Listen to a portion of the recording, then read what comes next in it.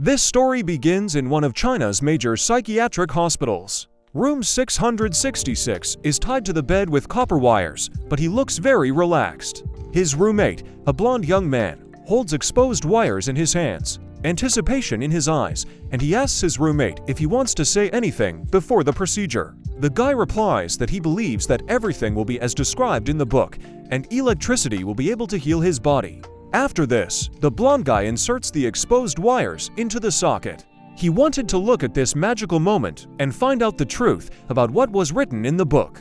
A moment later, the entire body of the patient, who was lying on the bed, was pierced by an electric current. After some time, an alarm sounded throughout the hospital, and smoke came out from behind the door of the room.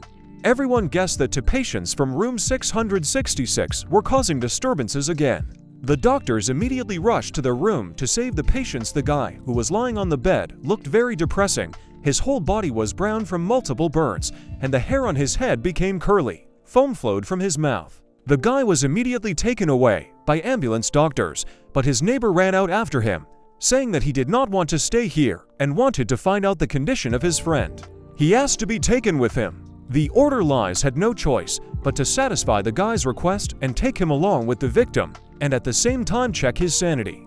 The director of the hospital watched everything happening from the window of his office. There were various patients in his hospital. One of them was an astronomer who claimed that the Earth is square, and although everyone thinks it is round, it is actually the fault of psychopaths who need to be treated. Another patient was a medical professor who found a way to get a man pregnant.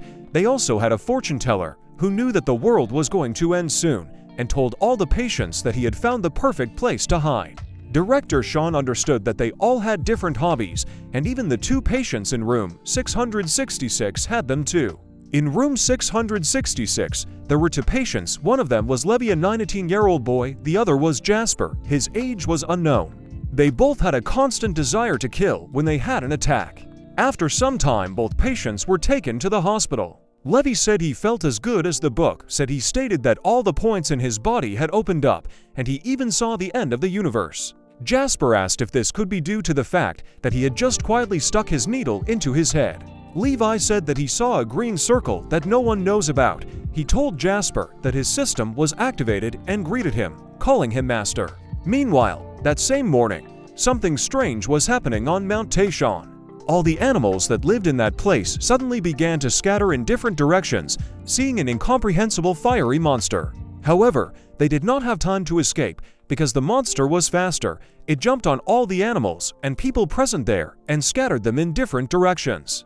The news reported that an earthquake had occurred on Mount Taishan. Moreover, level 7 monsters had appeared. Many people were injured, and the government had already sent its people there to provide assistance, so the government asked the city residents not to go to the mountain for their safety. Meanwhile, the story shifts back to the operating room where Levi is. While he was undergoing surgery, the system informed him that it had found a new owner and was preparing to activate, but the new owner was found to have problems with his head.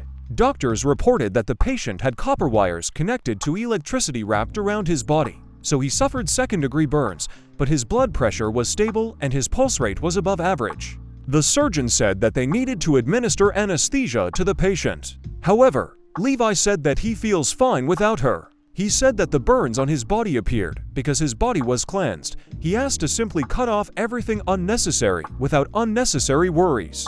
The surgeon immediately shouted at him, saying that he suffered burns because of his stupid actions. Levi said that he doesn't need anesthesia. He needs to use pain to train his mind. His mind is very strong, and ordinary people like doctors can't understand it. He said that if they tried to anesthetize him, he wouldn't pay for it. However, the surgeon understood that such a psycho already had no money, so he simply put a mask on him and began administering anesthesia. Levi tried to resist, saying that he would not tolerate this, but the anesthesia was stronger. Levi was strange even as a child. One day he read books about the metal head skill and decided to test his head by starting to hit it with a hammer. His mother saw all this. After that day, little Levi was taken to a mental hospital to be checked out. The state of mental health met everyone's expectations. The baby had a mental disorder of the 5th degree. He was not dangerous to society, but could harm himself. After some time, the operation was completed. Levi's entire body was wrapped in bandages, and Jasper was sitting on his bed. Then Levi turned to him and asked him to pierce him with the needle a few more times. Jasper said he recently learned a new acupuncture guide based on his body. Moreover, it was an updated version. He said that he was now proficient in universal-level acupuncture and then shoved a few needles into Levi's hands. He then leaned over to his friend and asked how he was feeling. Levi said he heard a voice in his head. However, he was unable to continue his speech as his vital signs suddenly began to drop. Hearing this, the orderly immediately ran to the patient and called the doctor for help. Levi's pulse was dropping and his arm was covered in needles, so doctors decided to take him to the intensive care unit. The orderlies understood that they needed the help of the head physician. Meanwhile, the strongest person system has been activated in Levi's body, after which he will be able to obtain the strongest martial arts manual of thousands of striking techniques. Meanwhile, the head doctor was resting in his office after an operation that lasted the whole night. He was very hungry, and he took out a box of food that his wife had prepared for him. As soon as he began to eat, a nurse entered the office and said that the patient was injured again and the doctor needed to hurry. The man's face immediately contorted in horror. He threw the box of food on the floor and cursed. Then the nurse said that the patient had come from psychiatric hospital and their hospital did not specialize in this area. Soon a new day dawns and the story shifts back to the mental hospital. The secretary entered the director's office and said that the cemetery manager asked him to find out when that boy would be brought for burial. The director said that he would not be brought in. The hospital said that Levi's life was not in danger, but the secretary said that the manager asked him to tell them that if he tried again in vain, then next time until there is a corpse, he will not help them in any way. Sean said that this is the 100th time he has said this because he is still too young. At that moment, someone called the director's phone. It was Lee, the deputy director of the emergency hospital, and he was furious, saying that the patient from the mental hospital was just mocking him. Sean turned to the secretary and asked him to leave, saying that it seemed that the burial would take place after all. Lee screamed, saying that he had not slept for several hours, and as soon as he pumped this patient out, he would immediately send him back to the mental hospital. When he realized that Sean wanted to ask him to leave the patient at their hospital, he said that he would never do that in his life. He said that if the director mentioned hospitalization again, he would personally ask the surgeon to make a slight mistake and they would return the patient in wheelchair. When he heard that Sean agreed to such a proposal, he immediately hit the table with his fist and a large crack appeared on the wooden surface. He then hung up, swearing at the man. The story moves back to the operating room. Jasper was lying on the seats near the operating room where Levi was. He did not understand why everything happened this way. Passers-by could not understand what was wrong with this guy and began to guess that he was crazy. At that moment, a brilliant idea came to Jasper's head. He took his needles in his hand and screamed, pretending that was dying. Meanwhile, in the operating room, the surgeon was indignant. When he was invited here, the director warned him that many emergency and complex operations were performed here, which would help him gain experience and gain rich experience. At first, he did not understand how the director knew that there would be many complex operations here. But after he came here and pulled this boy out of the dead 48 times, he finally understood. The man could not hold back his tears of regret that he decided to go to work at this hospital. Meanwhile, the system informed Levi that he had received the first rank upgrade. He had the opportunity to exchange it for the opening of another location with additional and permanent physical stamina. But the system soon realized that the owner had problems with his head. He did not have enough re. The system gave the go-ahead for the exchange, and soon the countdown began until the opening of another location and changes in physical endurance. Meanwhile, the news reported that they were going to continue broadcasting from the scene at Mount Taishan. The awakened countries have already managed to suppress the 7th-class demons, but there are still a lot of escapees. The relevant authorities have already sent search teams. Soon evening came. Lee went out to the ambulance and leaned on its door.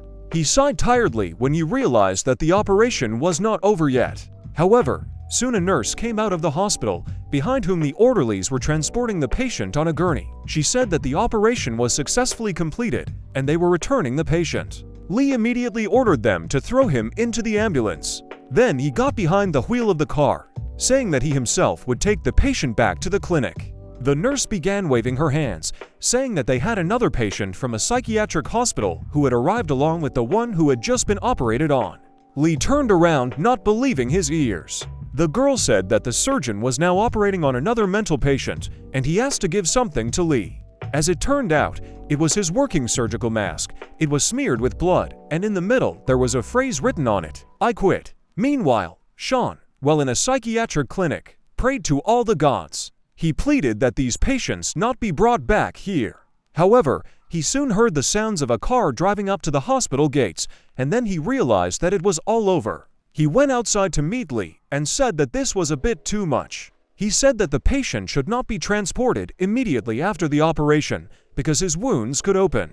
He said that even though they were brothers, he would preserve Lee's authority and asked that these patients stay in his hospital for a while. When the man heard this, he shook with irritation. Then he suddenly fell to his knees, saying that since they are brothers, he asked Sean to spare his hospital, since these two patients have annoyed all the doctors in his hospital. Sean didn't know what to say. This man clearly didn't play by the rules. Then Lee stood up and said that he need not say anything, since he understood him. After that, he immediately got behind the wheel of the ambulance and drove off, leaving the patients near the clinic. The orderlies looked at each other awkwardly and then looked at Sean, who remained silent the entire time. The man then approached Levi and asked him how he was feeling. The guy said he was fine. Jasper said with a smile that he was feeling well too. Sean exhaled tiredly and then asked the orderlies to bring in their beds, since the patients would need to be secured. Soon, both boys were brought back to room 666. They were tied with strong belts so that they could not move, but Levi remained calm, stating that he was currently cultivating. He said that the psycho in his head is teaching him the method of forging 1,000 times and hardening 100 times. He talks about changing his physical endurance. Levi said that he felt the energy in his body condensing, and it was quite a pleasant feeling. Hearing this, Jasper was incredibly happy, realizing that they had finally succeeded. Levi said that the rotation of the Milky Way has been successfully completed, and the electro-cultivation method has also been successfully developed. The guys looked at each other, smiling sweetly at each other, deciding that tomorrow they should repeat the method of hitting the chest with a hammer again. At this time, Sean and the orderlies were standing outside the door of room 666. The director watched the patients through the window, surprised that this time they did not make a sound. The orderlies were nervous. They understood that all this was strange, but they wanted this to last as long as possible. When Sean realized that everything was pretty calm, he walked away from the door and headed to his office. Soon night fell. A young girl was walking along the street between the houses. Her attention was absorbed by her mobile phone, so she did not notice the strange sounds that were heard behind her. However, when she turned around, she saw in front of her a huge creature with 2 ears that towered over her. The girl screamed in horror, dropping her phone to the ground. The last thing she saw in her life was a huge mouth with a bunch of sharp fangs. Meanwhile, the story moves again to room 666, where morning has already arrived. While Jasper was sleeping, Levi didn't know what to do. He noticed the bandages that were on his head, and as soon as he looked at them, they immediately cracked. A moment later, all the belts that restrained his body shattered into small pieces, and Levi found himself completely naked, but he was able to move again. He walked over to his friend and woke him up, then ran his hand over his straps, causing them to break. Jasper was amazed at how flat his friend's stomach had become. Moreover, it was quite hard, and Levi said that this was one of the consequences of its cultivation. At this time, an electrician was working in the clinic corridor. Suddenly, on the wall in front of him, he saw someone's shadow. He trembled in horror, remembering stories of escaped monsters appearing in the city. However, when he turned around, he realized that one of the patients was standing in front of him. It was Jasper.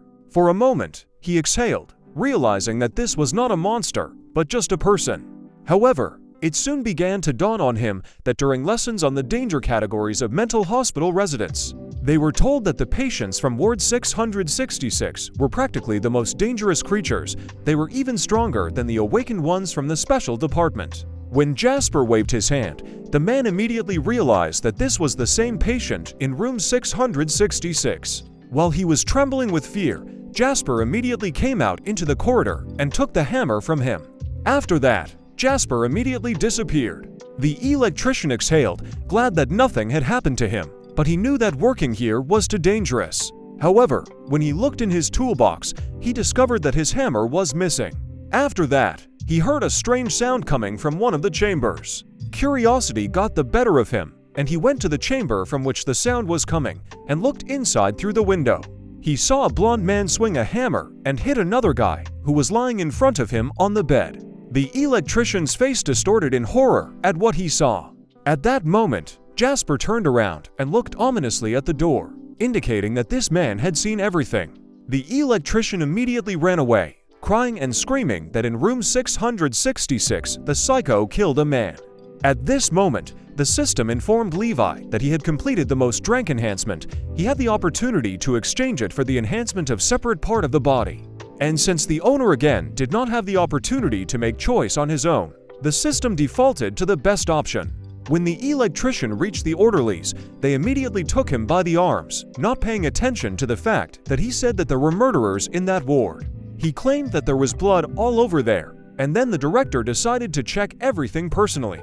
When they walked inside, they found the room perfectly clean, Levi and Jasper unharmed and calmly sipping their drinks. Sean asked what they were doing, to which the patients replied that they were drinking Coke and Sprite. Hearing this, the director was confused and did not know what to answer. Then he smiled sweetly and turned to the electrician, saying that there were no murders or blood here, but it just seemed to him. However, the man claimed that he saw everything with his own eyes and could no longer do this work here. He asked the patients to return his hammer to him, and he would leave here.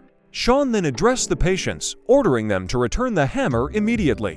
However, Levi pretended that he did not understand what he was talking about. Then the director pointed to the bulge that was in the patient's pants. Levi reached into his pants and pulled out a hammer. Sean asked to calmly place the instrument on the floor so that he could pick it up. The director was very worried because he did not know what to expect from the patients of the entire hospital. He hoped that they would comply with his request. The orderlies and nurses looked at their director with respect, calling him a hero since he decided on such a brave act. With a trembling hand, the director took the hammer from Levi. The nurse and orderlies immediately applauded him, saying that they themselves could not do this. The man then handed the hammer to the worker and said that it was just a small matter and he should not be afraid of anything anymore. When the electrician looked up at the director's face, he saw that it was covered with beads of sweat, and the man himself was trembling with fear.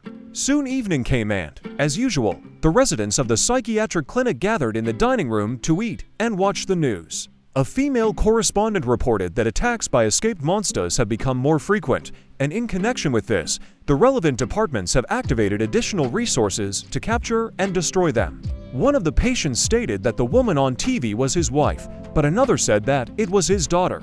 After this, the men smiled and cried with happiness, rejoicing that they had finally found each other. Jasper pointed at the TV asking Levi if he knew this woman. Then Levi said that this was his girlfriend. Jasper scratched his chin thoughtfully and said that he believed him. Meanwhile, the story moves to the apartment of the awakened ones. A young blonde girl with smile announced that her combat rank had increased to the 2nd level. She said that now they can go destroy a couple of monsters. The test subject's name was Selena. She was 16, and she was a healer from the medical academy. She was glad that her rank had increased, and now their team consisted of 4 second-rank fighters, so eliminating 1 second-rank monster would be a piece of cake for them. Her partner suggested performing this operation secretly. One of the guys said that they would find, eliminate, and bring this monster here, and then they would see what they would be told. Selena was confident that they would complete this task. As true outstanding graduates of the highest academy, they could not allow their city's special forces to be looked down upon. Meanwhile, the psychiatric hospital news reported that today was Saturday, February 29 THD. Jasper didn't understand how it could be February 29th if today is March 7th. Then Levi assumed that his watch was broken, but Jasper said that he bought this watch for several tens of millions. At that moment, one of the patients approached them, asking to be allowed to look at his watch. He said they were a little off, but he could fix it. He said he provides after-sales service. The man said that Jasper made a purchase of a watch for several tens of millions, and therefore he is a VIP client. If he has any problems with his product, he will repair it completely free of charge. After that, he picked up a marker and drew a new watch on Jasper's wrist, and then asked him to check if everything was okay. Jasper was incredibly happy with his new watch and said he really liked it. However, when they returned to the room, he burst into tears, realizing that he had been deceived. He said that this watch turned out to be just a good fake, but it quickly broke down. Levi then took 1 carton of soy milk and handed it to Jasper, saying that this drink would cheer him up. Jasper said it was a box of Sprite, incredibly tasty, and also said that the voice in his head started talking again. Jasper asked his friend what his system was saying, and at that moment the countdown ended. Everything suddenly swam before Levi's eyes. The system reported that since the countdown was over, a transition to another location was now taking place. The time flow of this world was being transferred to frozen state. To return, Levi will need to complete the task, which was to help the descendant of the creator of the 1000-fold forging and 100-fold hardening method get rid of bullying at school. When Levi opened his eyes, he found himself in a room in which absolutely everything was painted pink.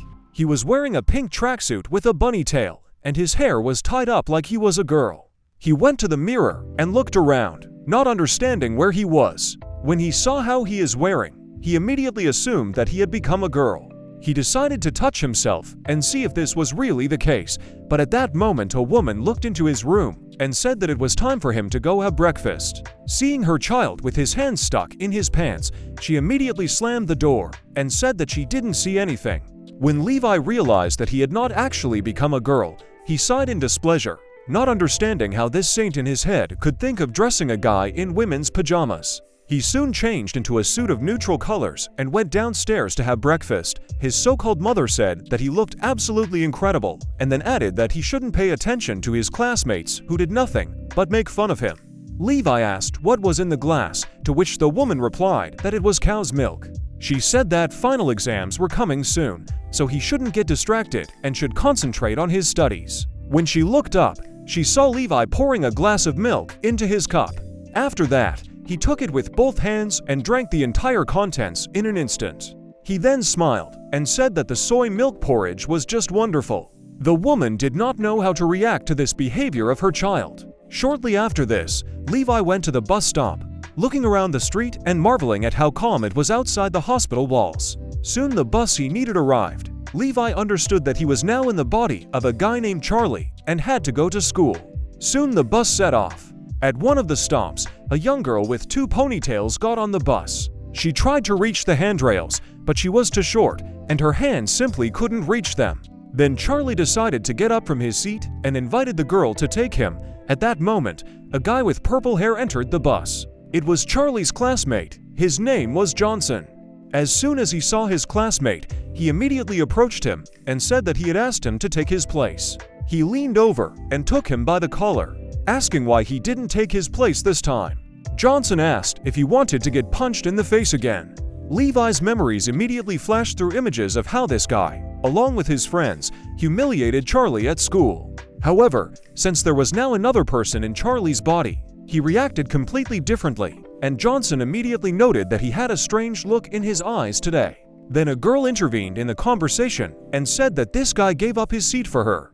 At that moment, a man in bloody clothes flew into the bus. He said that he was attacked by a psycho and asked the driver to quickly press on the gas and leave here. However, he did not have time to do this, and a middle-aged man entered the bus, dressed in the costume of a patient of a psychiatric hospital. In his hands, there were butcher knives. He began waving knives, saying that he would now chop up everyone on the bus. While everyone on the bus looked at the crazy man in horror, Charlie calmly turned around and declared that he was not, in fact, crazy. When the man saw the little girl sitting in Charlie's seat, he swung his knife at her, intending to stab her. Johnson jumped away from the man in horror, and when he looked up, he saw blood spattering.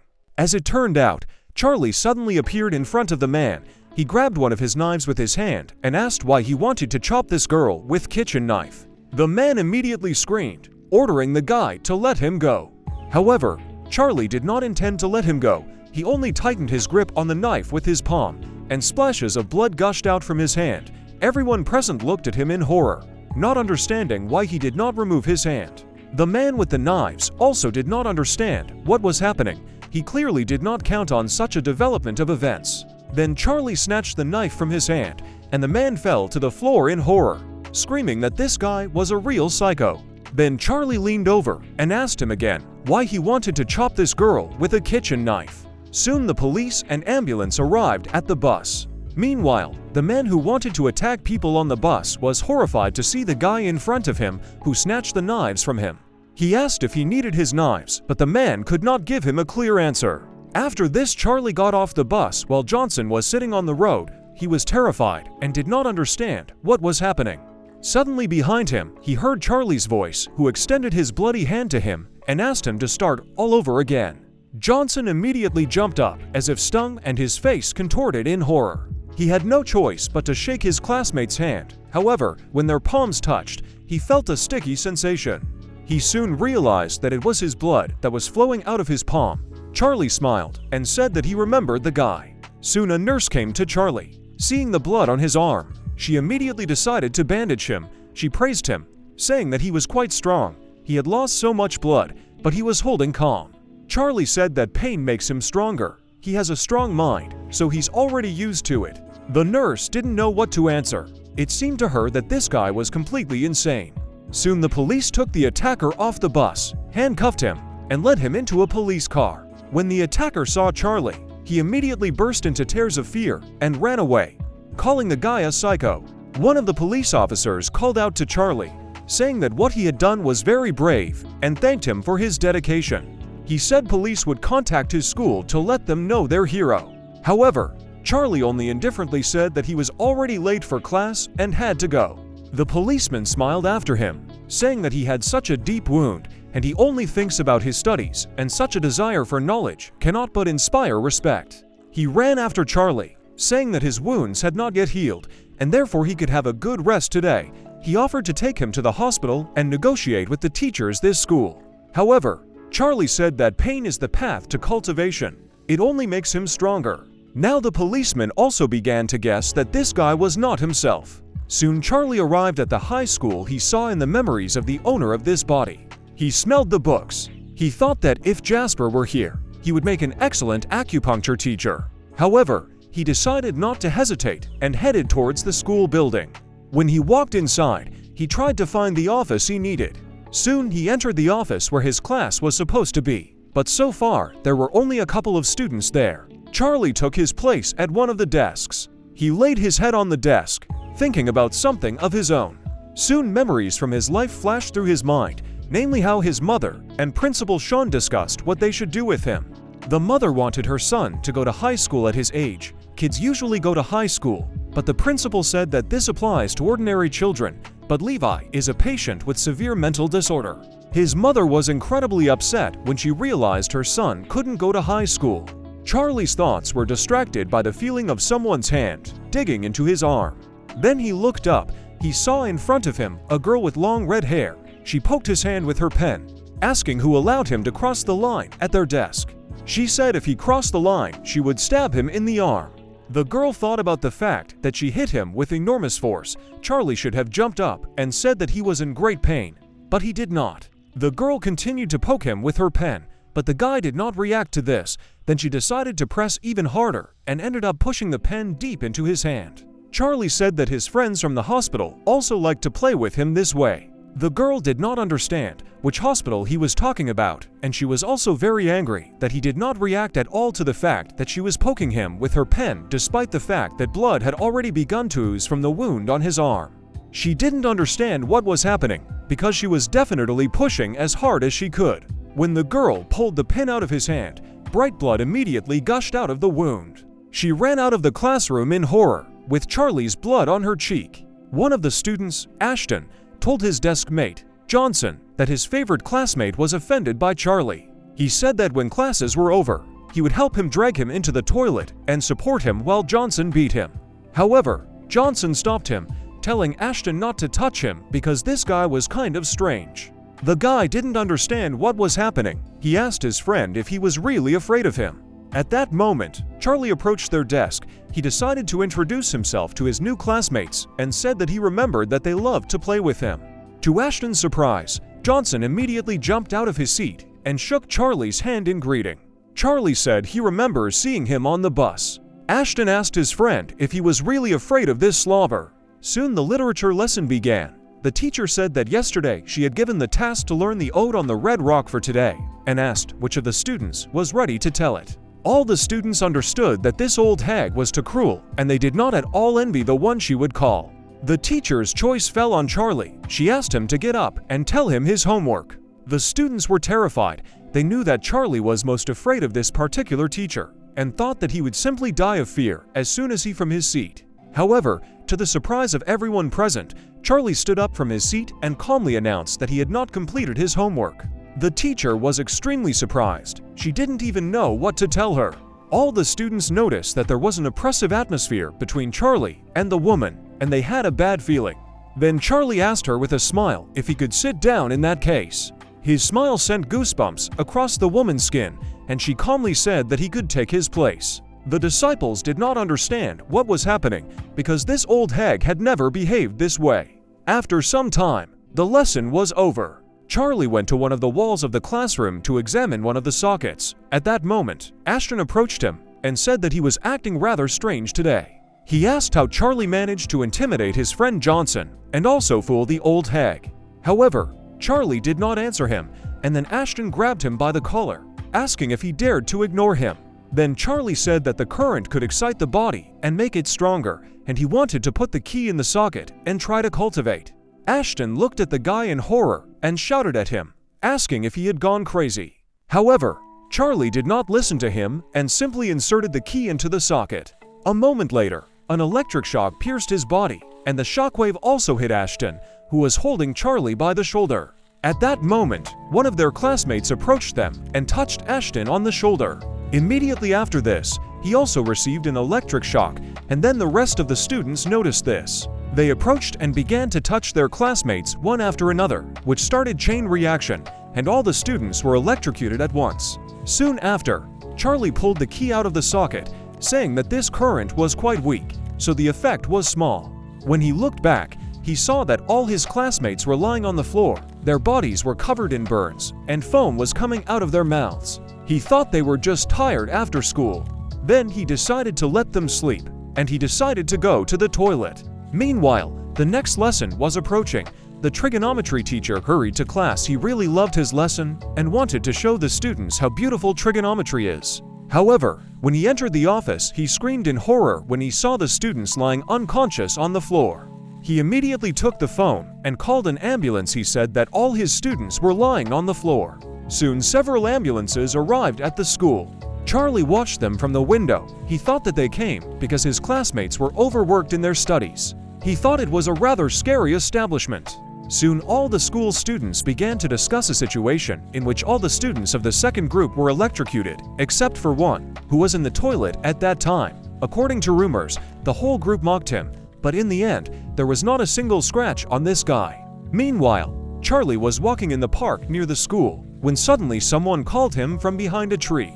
When he looked behind the tree, he saw a girl there. He said that for now he was in Charlie's body. Then the student came out from behind the tree, awkwardly looking away, her cheeks turning red. Charlie asked why she called him, but the girl was embarrassed to answer him. She was holding an envelope behind her. At that moment, someone came up and snatched the envelope from her hands. It was the school bully Terrence with his friends. He grinned and asked if the girl had written a love letter for Charlie. The girl immediately turned around and asked to give her the letter. However, he raised his hand up, not allowing the girl to reach the envelope. He grinned, saying that Charlie had become so cool that they even began to confess their love to him. Tears appeared in the girl's eyes. She begged the guy to return the envelope to her. The next moment, Charlie made one deft leap and snatched the envelope from Terrence's hands. He turned to the guy and asked why he took this thing from the girl. Terrence's face contorted with anger, and he asked if Charlie had just dared to snatch the thing from his hands. He said that if Charlie reads this letter right now in front of this girl, then today he will not touch him. Charlie turned to the girl and asked if she wanted him to read the letter, but the girl did not want anyone to see the contents of the letter. Charlie said that since the girl didn't want it, he wouldn't read the letter. Before the girl could speak, Terrence punched the tree right behind Charlie. He asked him to repeat what he had just said. Charlie looked up and saw the dent in the wood that was left from Terrence's fist. The girl, out of fear, squatted down and cried, telling Charlie to read this letter, otherwise they would beat him. However, Charlie said that these guys couldn't hit him, so he didn't have to listen to them. Terrence smiled nervously and asked what Charlie had just said. One of his partners immediately ran up to him and told him not to talk nonsense. Instead of answering, Charlie punched the place where the fist's dent in the wood was. The next moment, the tree broke in half and fell to the ground. Terrence and his partners watched everything that was happening in horror. Meanwhile, a student who witnessed a quarrel in the yard immediately ran to school and informed the physical education teacher that school bullies Terrence had again squeezed Charlie from the second group. The man immediately ran to the exit of the school, intending to teach this bully a good lesson. The students ran after him. However, when they got there, they were in complete shock as they saw Terrence pinned against a tree, shaking in fear, while his partners bowed politely to Charlie. Charlie told the bully that taking other people's things was bad, and he shouldn't do it again. Terrence had no choice but to repeat his words in horror. He looked at what was left of the tree and began to shake with fear again. Charlie patted him on the cheeks with the envelope and said that he looked quite pale. He definitely needed to eat something. Then Terrence looked down and said that he would return home right away and would always return home early in the future. The teacher watched everything that was happening in horror. It seemed to him as if he had found himself in a parallel world. He turned to the students and asked if they had mixed up anything, but the girls shook their heads. Then Charlie approached the girl, who wanted to give him the letter, and returned the envelope back into her hands. The girl's face turned red, and she said that the letter was intended for Charlie. Charlie thought about it. Jasper said that usually love letters are in pink envelopes, and they are given when they want to confess their feelings. Then the girl said that she really liked Charlie and suggested that he become her boyfriend. Charlie said he didn't mind. He looked up at the sky and said that his whole life was dedicated to cultivation. Then the girl suddenly turned around and ran away, shouting that she had changed her mind. Then Charlie remembered Jasper's words that many girls are quite fickle. He felt like he had forgotten something. However, he decided that it was not very important and walked away. The thoughts of the real Charlie flashed through his head. He liked cute things in character. He was quite weak, and everyone around him teased him, calling him a girl. However, that girl was not like everyone else. She never called him names and considered him affectionate and sweet. Charlie loved her, and one day he hoped that he could muster up the courage to confess to her. Then she would become his beautiful first love. He firmly decided that, if she took even a step in his direction, he would immediately tell her words of love. However, since there was someone else in his body at that moment, his relationship with this girl was doomed to failure from the very beginning. Meanwhile, all students of the second group were taken to the hospital. The doctors did not understand what modern students were thinking about. Instead of studying well, they play with such dangerous toys. Then he ordered the nurse to cut the students' clothes because they needed urgent surgery. Ashton screamed, saying that they couldn't cut his clothes because they were very expensive, and he spent a month washing dishes for them. However, he was unable to resist as he lost consciousness again. The doctor was furious. He was surprised at what these children were willing to do for expensive things. Soon all the students were operated on and sent to the ward for recovery. The boys were in great pain as their bodies were covered with burns. Some didn't understand what had happened, so Ashton said the doctor said they had been electrocuted. Then the students began to remember what happened. They were shocked when they touched Ashton. The guy screamed, saying that it was not his fault. He said that he himself got caught because he touched Charlie. He wanted to insert the key into the socket, and Ashton could not even think that he would actually do it. Then all the students came to the conclusion that none of them had seen Charlie in the hospital. Ashton assumed that he was already in intensive care because if they only held on to him and suffered so much, then he, as the first in the chain, suffered the most. One of the students suggested that he might have died, and then an awkward silence fell between the guys. They were more upset that now there would be no one to bully in the class. However, at that moment they suddenly heard someone knocking on the door of their room. They assumed that this was another round, or that parents had come to see someone. However, when the door opened, Charlie looked inside the room. His classmates were horrified when they saw that he was safe and sound. He said he decided to visit them when he learned that they had been studying so hard in their homework that they ended up in a hospital bed. The guys couldn't believe that he was alive and okay. Charlie said he brought them some treats. He approached Ashton and handed him sausages and milk, but the guy told him to keep it for himself. He said he didn't need his handouts. Then Johnson entered the conversation. He asked Charlie not to be offended, saying that Ashton simply did not know how to behave. Suddenly, one of his classmates asked everyone to open their phones and read the community of their school. As it turned out, someone was crowding their boss. When the boys looked at their phone, they were shaking in horror because someone had sent photos of Charlie pinning a terrified Terrence to a tree. Ashton then realized that he needed to immediately change his approach and thank Charlie for coming to visit them and bringing gifts for them.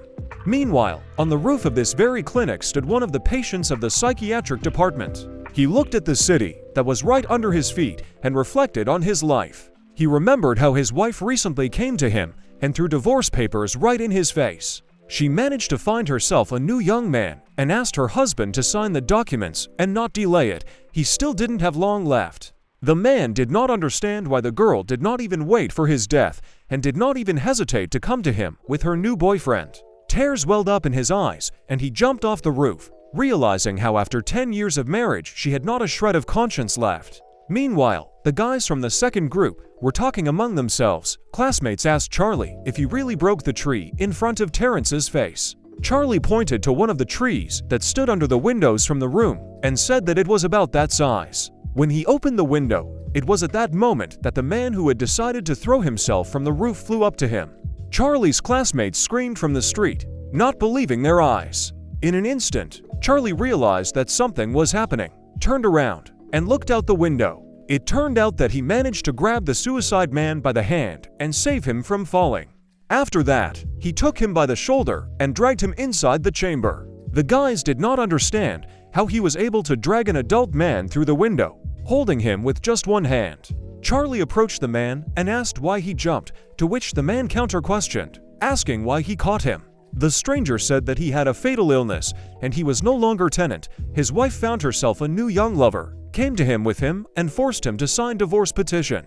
Then Charlie said that the director always says that you just have to cry and then everything will go away. Hearing this, the man pressed himself against Charlie's leg and burst into tears. At that moment, the doctor and orderlies ran into the ward. They could not believe that the patients had really been saved.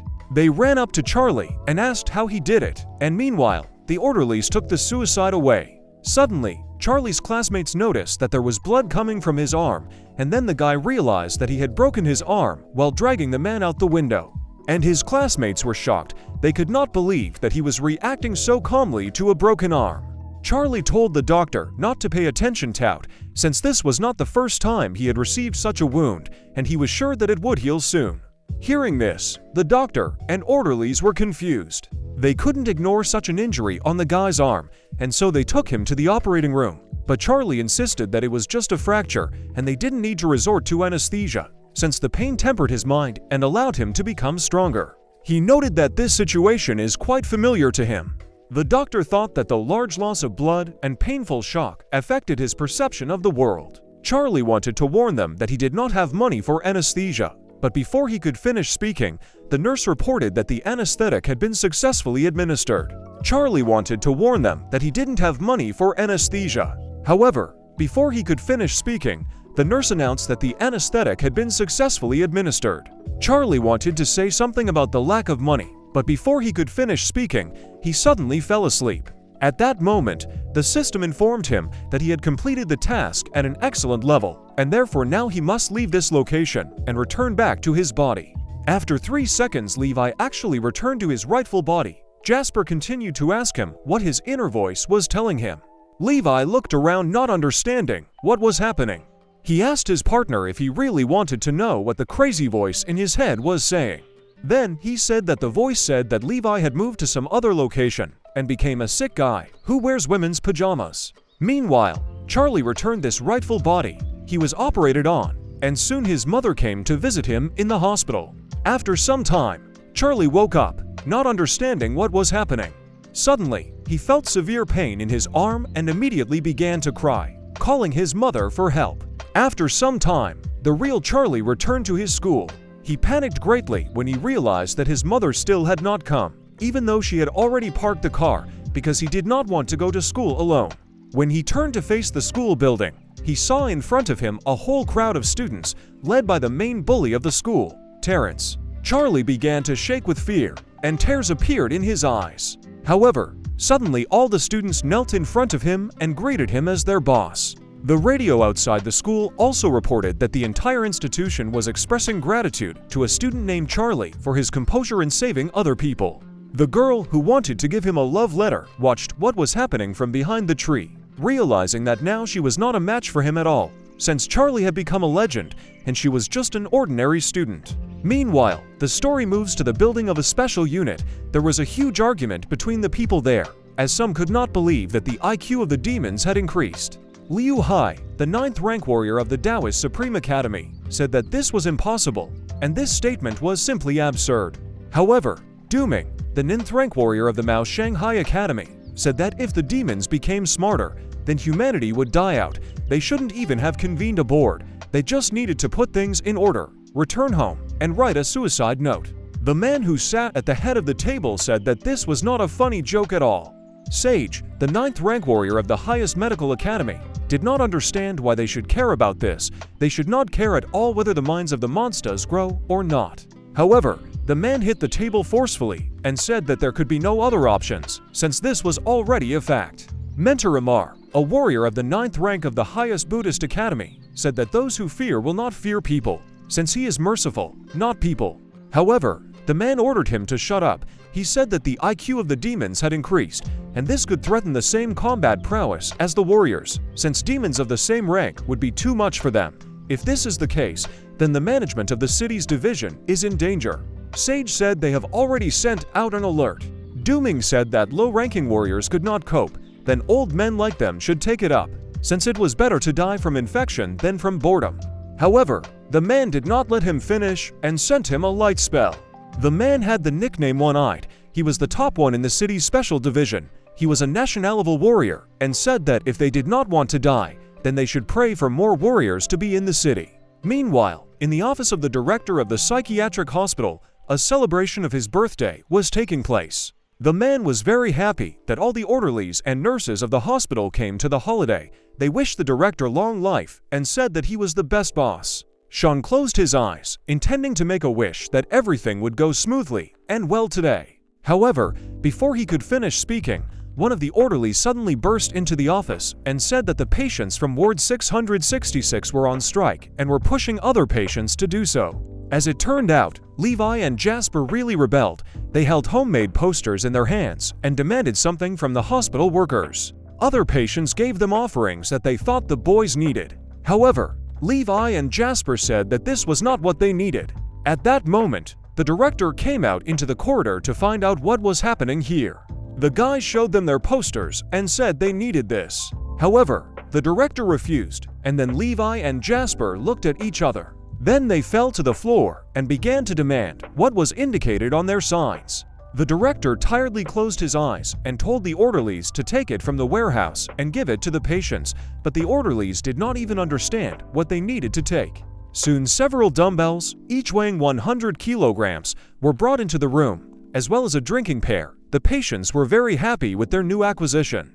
However, after some time, the punching bag was torn, and all the contents were spilled onto the floor. The dumbbells were also twisted, as if someone had beaten them with incredible force. However, the patients were glad that, thanks to training, they had reached the level of warriors. Meanwhile, the story moves to the city sewers, where a battle took place between monsters and people. Crowds of demonic rats attacked the warriors. One of the guys tried to fight back, asking God to give him strength. He summoned the scrolls and decided to use all three of them, immediately summoning fire spells. Soon, the blow struck the morning dog of the second rank demon. It was a huge dog, which was 50 times larger than each of the warriors present. He looked at them intimidatingly with his red eyes. Then Selena summoned a spell of the first form, a yellow pill, and triple enhancement. She entangled one of her partners and said that he could go on the attack. The young man summoned a spell called the Sword of Inaction. Soon after, the sword pierced the demon dog's shoulder. This angered the demons even more, and he decided to attack the warriors with renewed vigor. Then his partners ran to the young man's aid, saying that they would help him. One of them used his beads and summoned the Ahata's golden body spell, covering his companions with a strong shield. Seeing this, the demon dog bared its teeth viciously. Then he raised his paw, intending to attack the warriors. With one quick blow, he threw Selena somewhere tide-side. The girl hit the sewer wall hard, and blood gushed out of her mouth. The warriors could not believe that the demon had realized that they needed to attack the healer first. They realized that this was an unusual demon, and then one of the guys asked his partners to take Selena away from here. After that, he again called the spell and attacked the demon. The guy who held the shield understood that his strength was already running out, and the demon felt it. As it turned out, the demon had been holding back all this time, and now with one movement, he tore the guy into pieces. His partners could not believe what they saw. Their faces were distorted in horror. They did not notice that the demon was preparing for another attack, and then one of the guys pushed his partners aside so that they would not be hit by the blow. However, the blow came at him, and in an instant the demon's paw pierced his chest. The guy turned to his partner and with his last breath asked him to leave here, after which he died. The guy was trembling with fear. He turned to Selena, asking if she could get up, but the girl was unable to answer. Tears appeared in his eyes. He screamed, begging the girl to get up. At that moment, Selena opened her eyes and looked decisively at her partner. He put his sword forward and ran straight at the demon, intending to attack him. At this moment, the girl used the second form of the spell, a secret pill with a sixfold enhancement. Soon, the young man's body was enveloped in a beneficial aura. Unfortunately, this was the last thing Selena could do. She died immediately after using the spell. However, the guy's strength turned out to be insufficient, and in one movement the demon hit him with his paw and pinned him to the ground with his claws. With the last of his strength, the guy tried to summon a spell to take the demon with him. He cast an execution spell, and his eyes glowed with a bright red light, his entire body being imbued with a divine aura. A moment later, there was a deafening explosion, and the demon whined in pain. However, even this was not enough, and the demon emerged from the smoke alive. He headed towards the exit from the sewer, leaving a trail of blood behind. The story again moves to the psychiatric hospital. Levi and Jasper were in the meadow, and while the blonde guy was counting ants, his friend was meditating.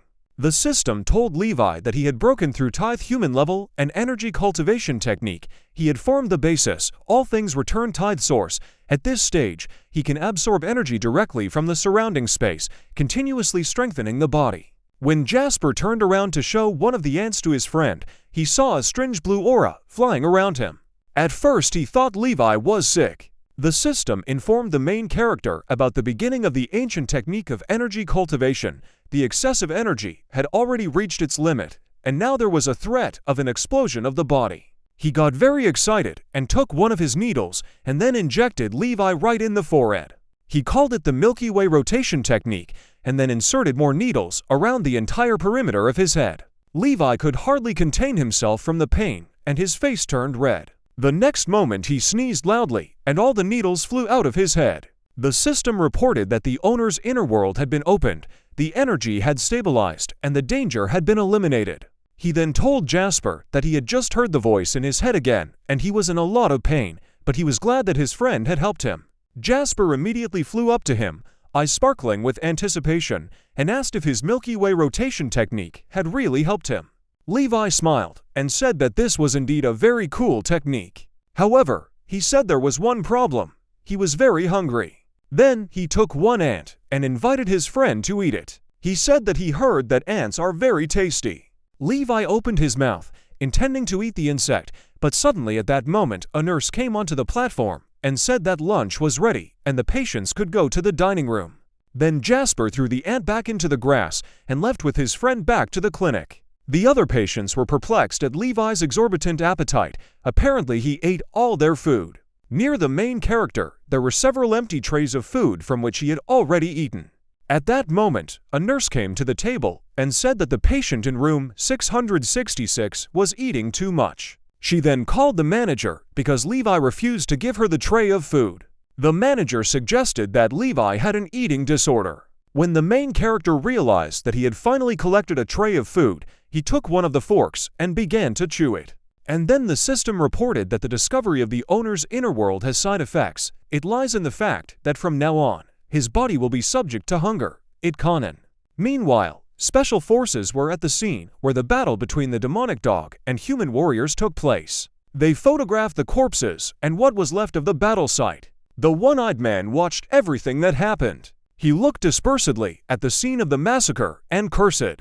The dead were the best graduates of their stream from the 4 great academies. Each was a second-rank warrior. The 4 of them fought against one monster, and all 4 turned out to be dead. Then the one-eyed man suggested that the demons had really become smarter. He said that the research team had already arrived here to recreate the course of the battle. As far as he knew, there was one second-ranked demon dog here, and the coordination of the group had also been disrupted, so the warriors could no longer cope with demons of the same rank. The one-eyed man threw his cigarette on the ground and said that the monster had gone down. In the footsteps, it looks like this creature is using the stench of the sewer as a disguise, only it was seriously wounded. He said the sewer isn't that far from here, so they need to be careful. He asked one of the workers to tell the information department to raise the rank of all demons by 1. The man said that, in addition to this, the families of the victims received notice of what happened, and now they are calling, demanding clarification.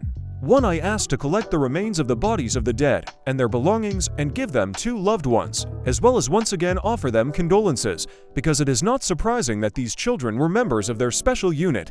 They were very brave. Then he headed towards the exit, finally saying that despite the fact that they were brave, they turned out to be very stupid. He added that this part should not be passed on to their families. Meanwhile, the story again moves to the psychiatric hospital.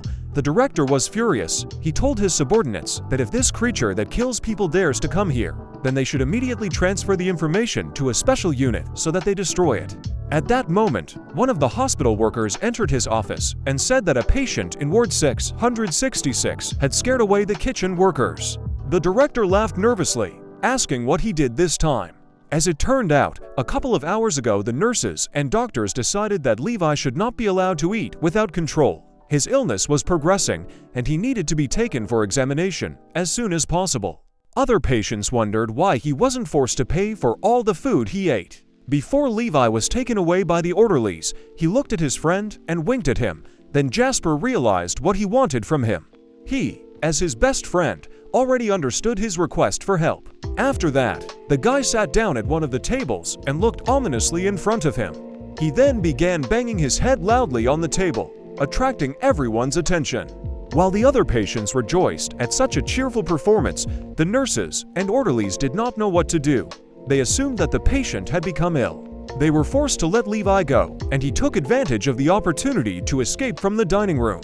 Finally, he gave his partner a thumbs up, hinting that he had done a great job. Soon after, he headed to the kitchen where the female cooks were working. He appeared behind them and ominously said that he was hungry. The women turned around, and their faces contorted in horror. Since the patient of all the hospitals was standing in front of them, they assumed that he meant that he wanted to eat people. However, Levi didn't really mean anything like that. He really just wanted to eat. Having heard this story, the director asked to give the kitchen workers a bonus as compensation. He then asked the man why Levi was so hungry. The employee said that the doctor had now taken him for examination, and then the director asked him to tell the manager to come see him as soon as he was finished. Meanwhile, something strange was happening outside the hospital. Someone's clawed paw appeared from the sewer hatch. It was a monster. He sensed that it should be safe here since there were no warriors here. And then he climbed out of the hatch, realizing that he was badly injured, and he needed to find a place where he could heal his wounds. He decided that this place was perfect.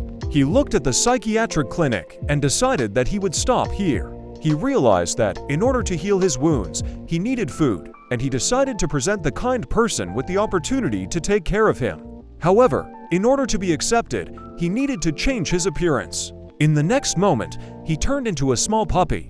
He had heard that people adore such plush and cute babies, and no one could remain indifferent when they saw an injured puppy. He then headed towards the clinic, intending to show the stupid people that he was ready to accept their sacrifices. Meanwhile, Jasper and Levi sat in their room and discussed the broken watch of the blonde guy. The watch needed to be repaired again, but neither of them had the money. Then Jasper said that he had heard that abduction is easy money and offered to abduction someone. He said that he had a girlfriend and suggested that he would pretend to abduction her so that she would take his watch for repairs, and as soon as it was fixed, he would let her go. But Levi said that he did not have a girlfriend, remembering that he said something about the girls from the program, his beloved, to which Levi replied that he does not have a beloved, and that girl is his wife. At that moment, something appeared right outside their window and knocked on the glass, forcing the guys to turn around towards the sound. Levi noticed that there was a small puppy right behind the glass. The demonic dog put on his most cute appearance.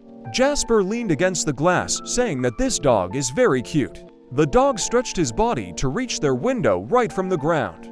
Then Jasper suggested that they could treat this puppy since he was seriously injured, and he and Levi decided to open the window for him and take him into his room. The main character suggested that Jasper use his acupuncture skills to cure the puppy. The demon dog thought that he could not even imagine that there were still people who use acupuncture. The puppy turned away, thinking that pretty soon these guys. At that moment, Jasper took one of his needles and worked over the dog's head. Before the demon had time to think of it, the guy inserted one of the needles into his forehead. The demon dog trembled in pain, but Jasper decided that this was a sign that he was getting better. The guy laughed, saying that he would help the dog recover. The dog's face was distorted in horror. He wanted to stop the guy, but could not do it. Soon, almost his entire body was covered with needles. It seemed to him that he was going to die. Suddenly, Jasper heard his friend's stomach growl and assumed that he was hungry again. Levi said that he was hungry all day today. Soon, a system window appeared in front of him. She reported that a high-energy food had been discovered that could help reduce hunger for 3 days. It was right in front of him. When he looked at the puppy, the system informed him that the energy value of this creature was at the 2nd rank. It was poisonous and edible, and also suggested a recommended way to eat it. The demon dog didn't understand why this guy was looking at him like that. Then he looked at his friend and said that this dog is really very cute. After that, the guys looked ominously at the animal and laughed slyly. Levi suggested that this dog must be very tasty. The demon dog didn't understand what they meant. He couldn't believe that these were really ordinary people in front of him. He couldn't believe that they wanted to eat him, considering the cute shape he had taken. The next moment, Jasper pulled out all his needles from him, saying that if he did not continue acupuncture, he would die. He asked his friend to wait until the dog died, and then they would eat him. The demon decided that these guys were completely crazy, but he, a 2nd-rank demon, could heal himself, and without this killer acupuncture he could do it even faster. He knelt down in front of the dog and asked him to close his eyes, saying that he would soon rest in peace. The demon grinned, realizing that these people were too arrogant. Jasper turned to his friend, saying that this dog was still alive. The main character said that it was no problem.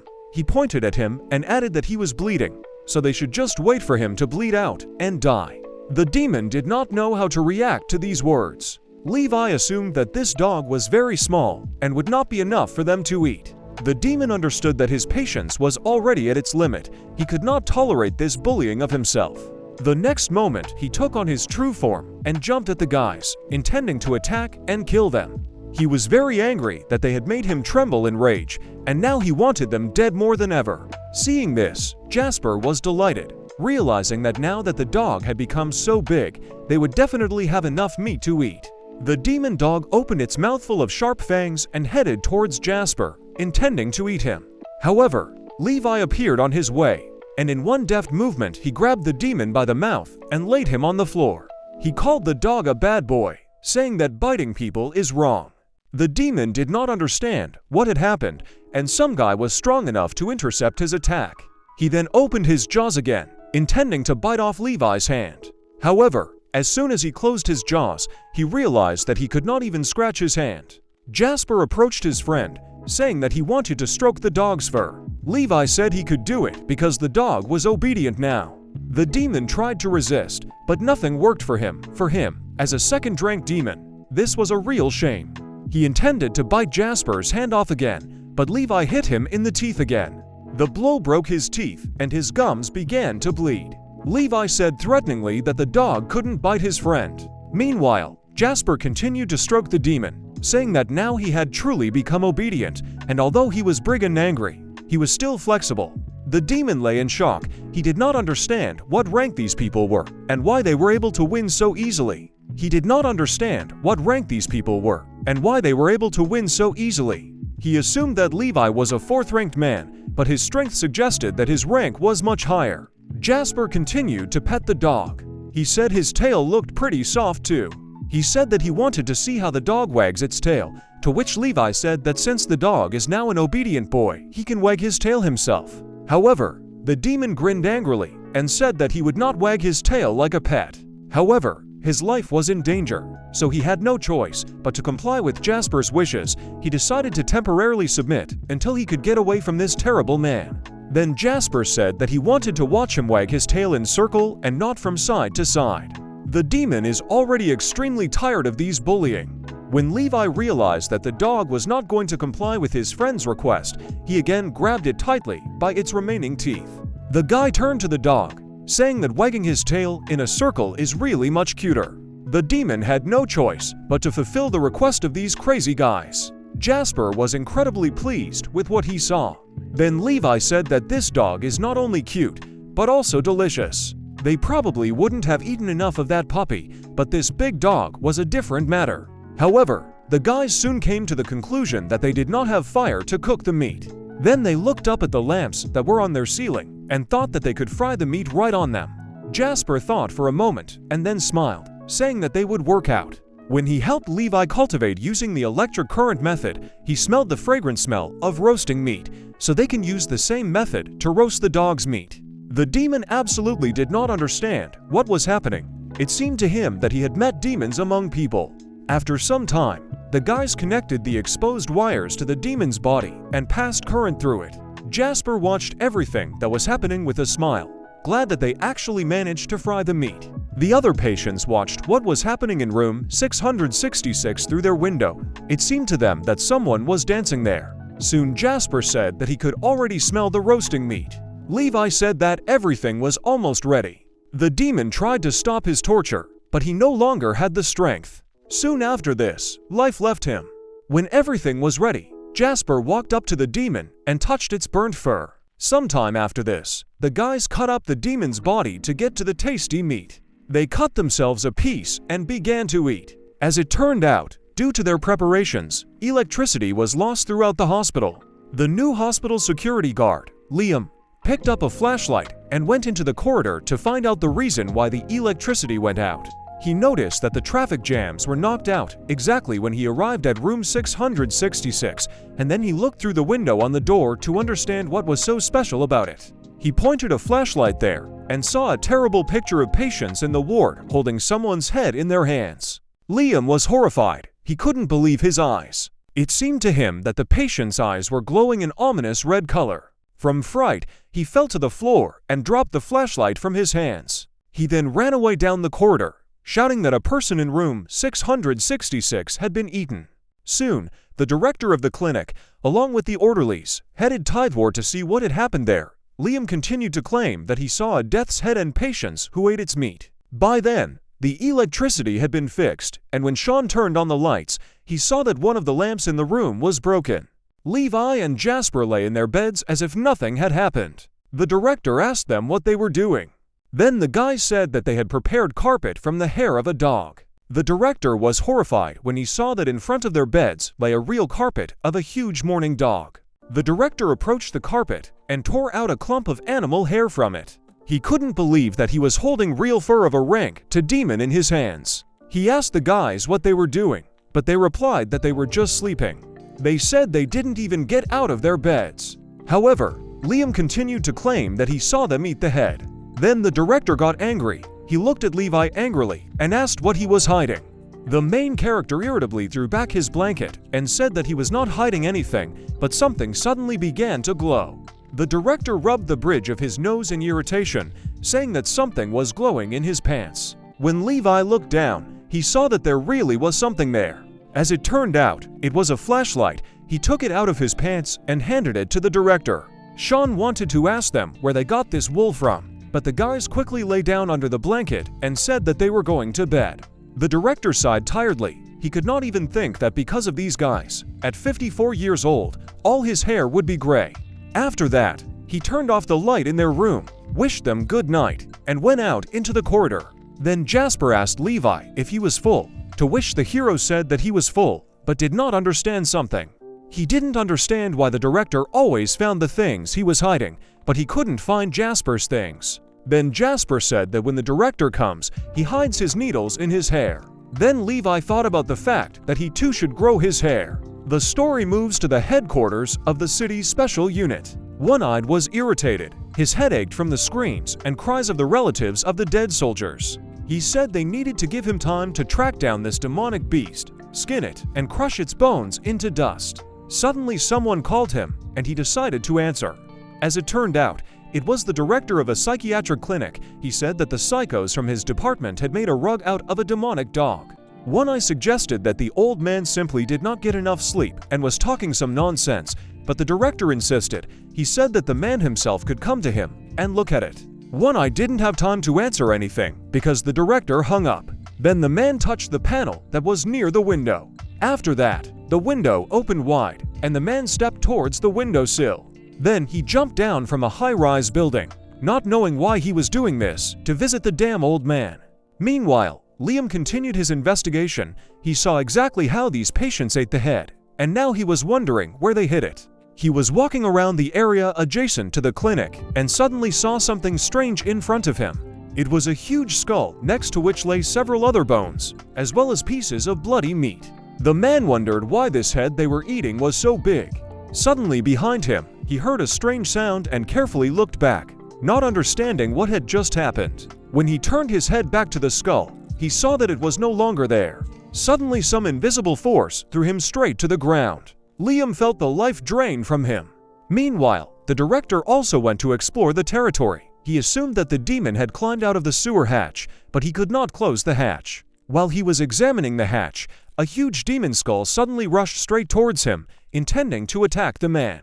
When the director turned around, he saw a huge skull in front of him. Someone was holding it from behind with one hand. It was the one-eyed man. He said it was the skull of a ranked demon dog. Then he asked the man what happened to it. The director stood up and brushed himself off, saying that he had already told him about this on the phone.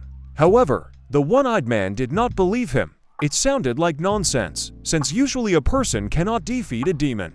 Then the director said that the guy, although mentally ill, was a completely unusual person, and then handed him a folder with papers and asked the one-eyed man to look at them.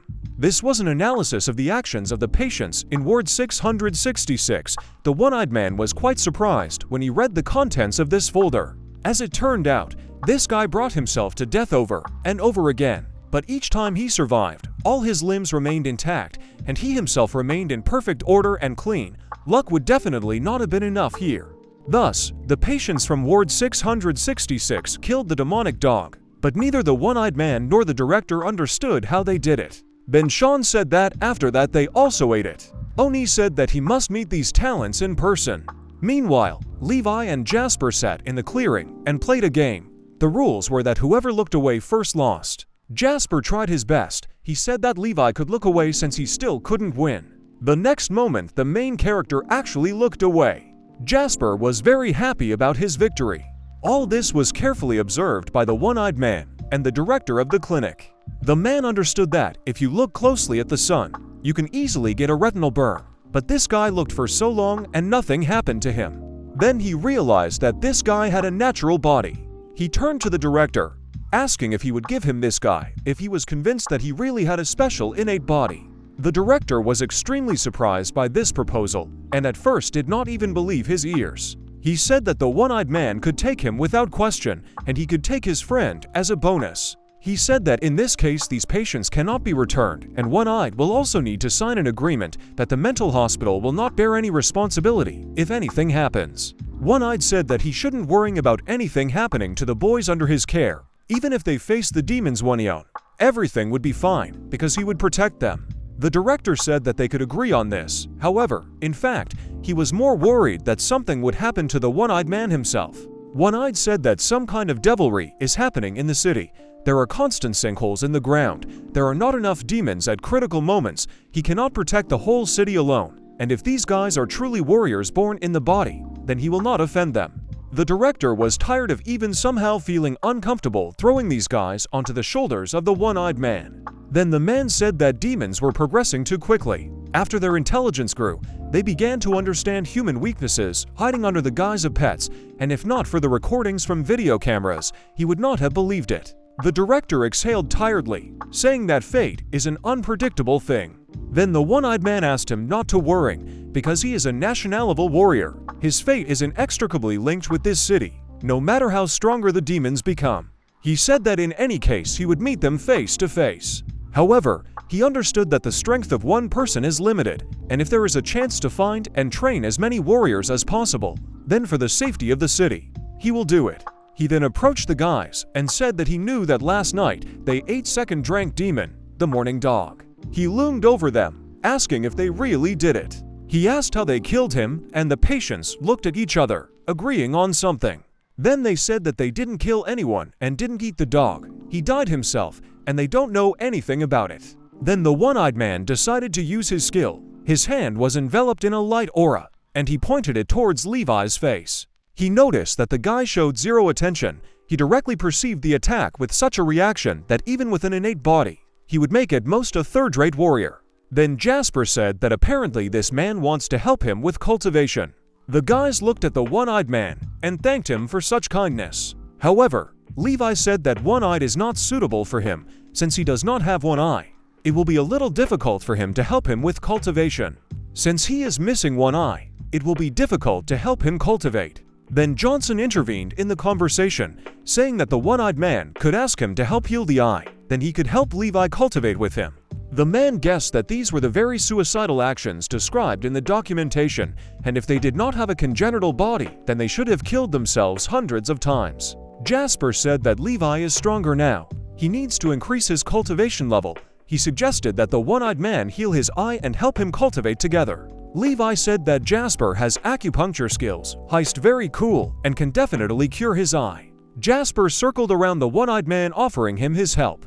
Oni chuckled. Even the national-level warriors of the Grand Academy of Physicians did not dare to say that they could restore his eye, and although they may have an innate body, they were simply mentally ill people, and he should not take their words seriously. He then sat down on the grass next to Levi and said that he agreed, since his current level of cultivation could stop an armor-piercing bullet with his bare hands, so he saw no reason not to play acupuncture with the two psychos. He said Jasper could prick him once. It was just a small needle anyway. However, when the one-eyed man's entire head was pierced with needles, he felt a strange feeling. Jasper began the technique of spinning the universe and pointed another needle towards the man. Oni asked if he was poking him at random. Jasper replied that this technique even had a name. This is his special technique, developed over many years of observing space. He assured that thanks to this technique people recover. One Eye grinned. The fact that he was able to feel something was already a miracle. Although he took it all as a joke, he did not even activate the golden bell, but he could not imagine that a small needle could cause a resonance of his original inner source. Without letting him finish, Jasper stuck another one right into his forehead. At that moment, the one-eyed man felt something strange, as if something had burst into his brain.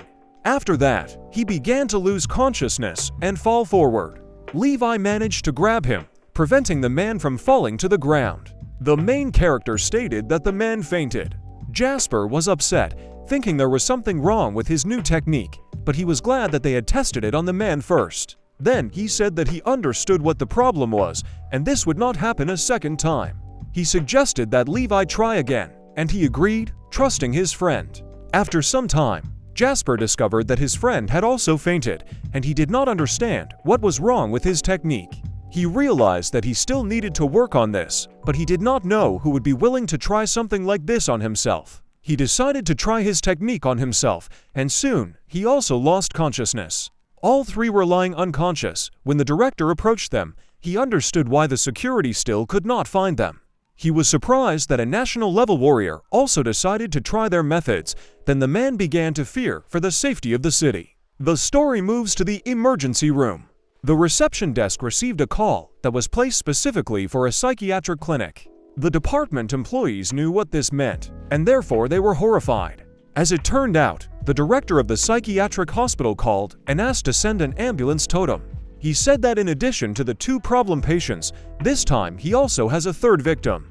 Soon, ambulances arrived at the clinic, took the victims, and quickly left. The driver of the ambulance was a man who had a bloody bandage over his eyes. The clinic staff did not understand why a man without eyes drove a car. However, the man said that he had just had eye surgery, but he knew this road like the back of his hand. After this, the director, together with the clinic employees, watched the car's not very successful attempts to leave the clinic yard.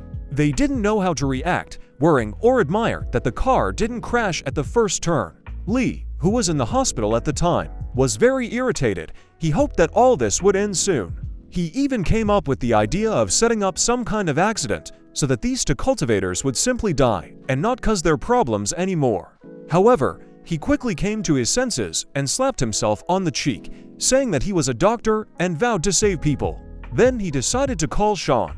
asking if he really didn't bow low enough to him last time, and the director decided to send him these two freaks again. Moreover, this time some third man joined them. The director said that he said last time that it was better for them to stay with him, and there was no need to take them back and forth. Lee didn't understand how he could say such a thing, because if they had stayed here, he simply would not have been able to work. A lot of doctors fled because of their department, because of these patients. Then the director promised to give him something as moral compensation, and this calmed Lee little, since he did not hope that this old man would be generous with anything. Then the director asked to just leave these guys with him for a while. He said that Lee could not refuse, because otherwise he would report the bribe to the police. He had irrefutable evidence. The man then hung up, leaving his partner in shock. While the doctors were performing surgery on Levi, the system reported that he had completed the SS rank enhancement itself. Now he has the opportunity to exchange it for an S-rank defensive technique, which is called Impenetrable Golden Body, and increases the body's strength by 100%. Meanwhile, in the hospital, everything went on as usual. Liam, who was attacked at the clinic that time, was now under the care of a young woman. She even spoon-fed him, which the man was incredibly happy about. He thought that it was impossible to accidentally meet a good girl, but now luck had turned his face, and he accidentally met a wonderful man. The girl said that she had recently gained excess weight, so if Liam is not put off by this, then everything is fine. She asked the man not to worry, saying that in 5 months she will lose the weight back. The man said that it doesn't matter whether the girl loses weight or not, he will like her even if she is fat, and he is very grateful to fate that they met. The girl smiled sweetly, saying that she would definitely convey these words to the director, who contributed to their acquaintance.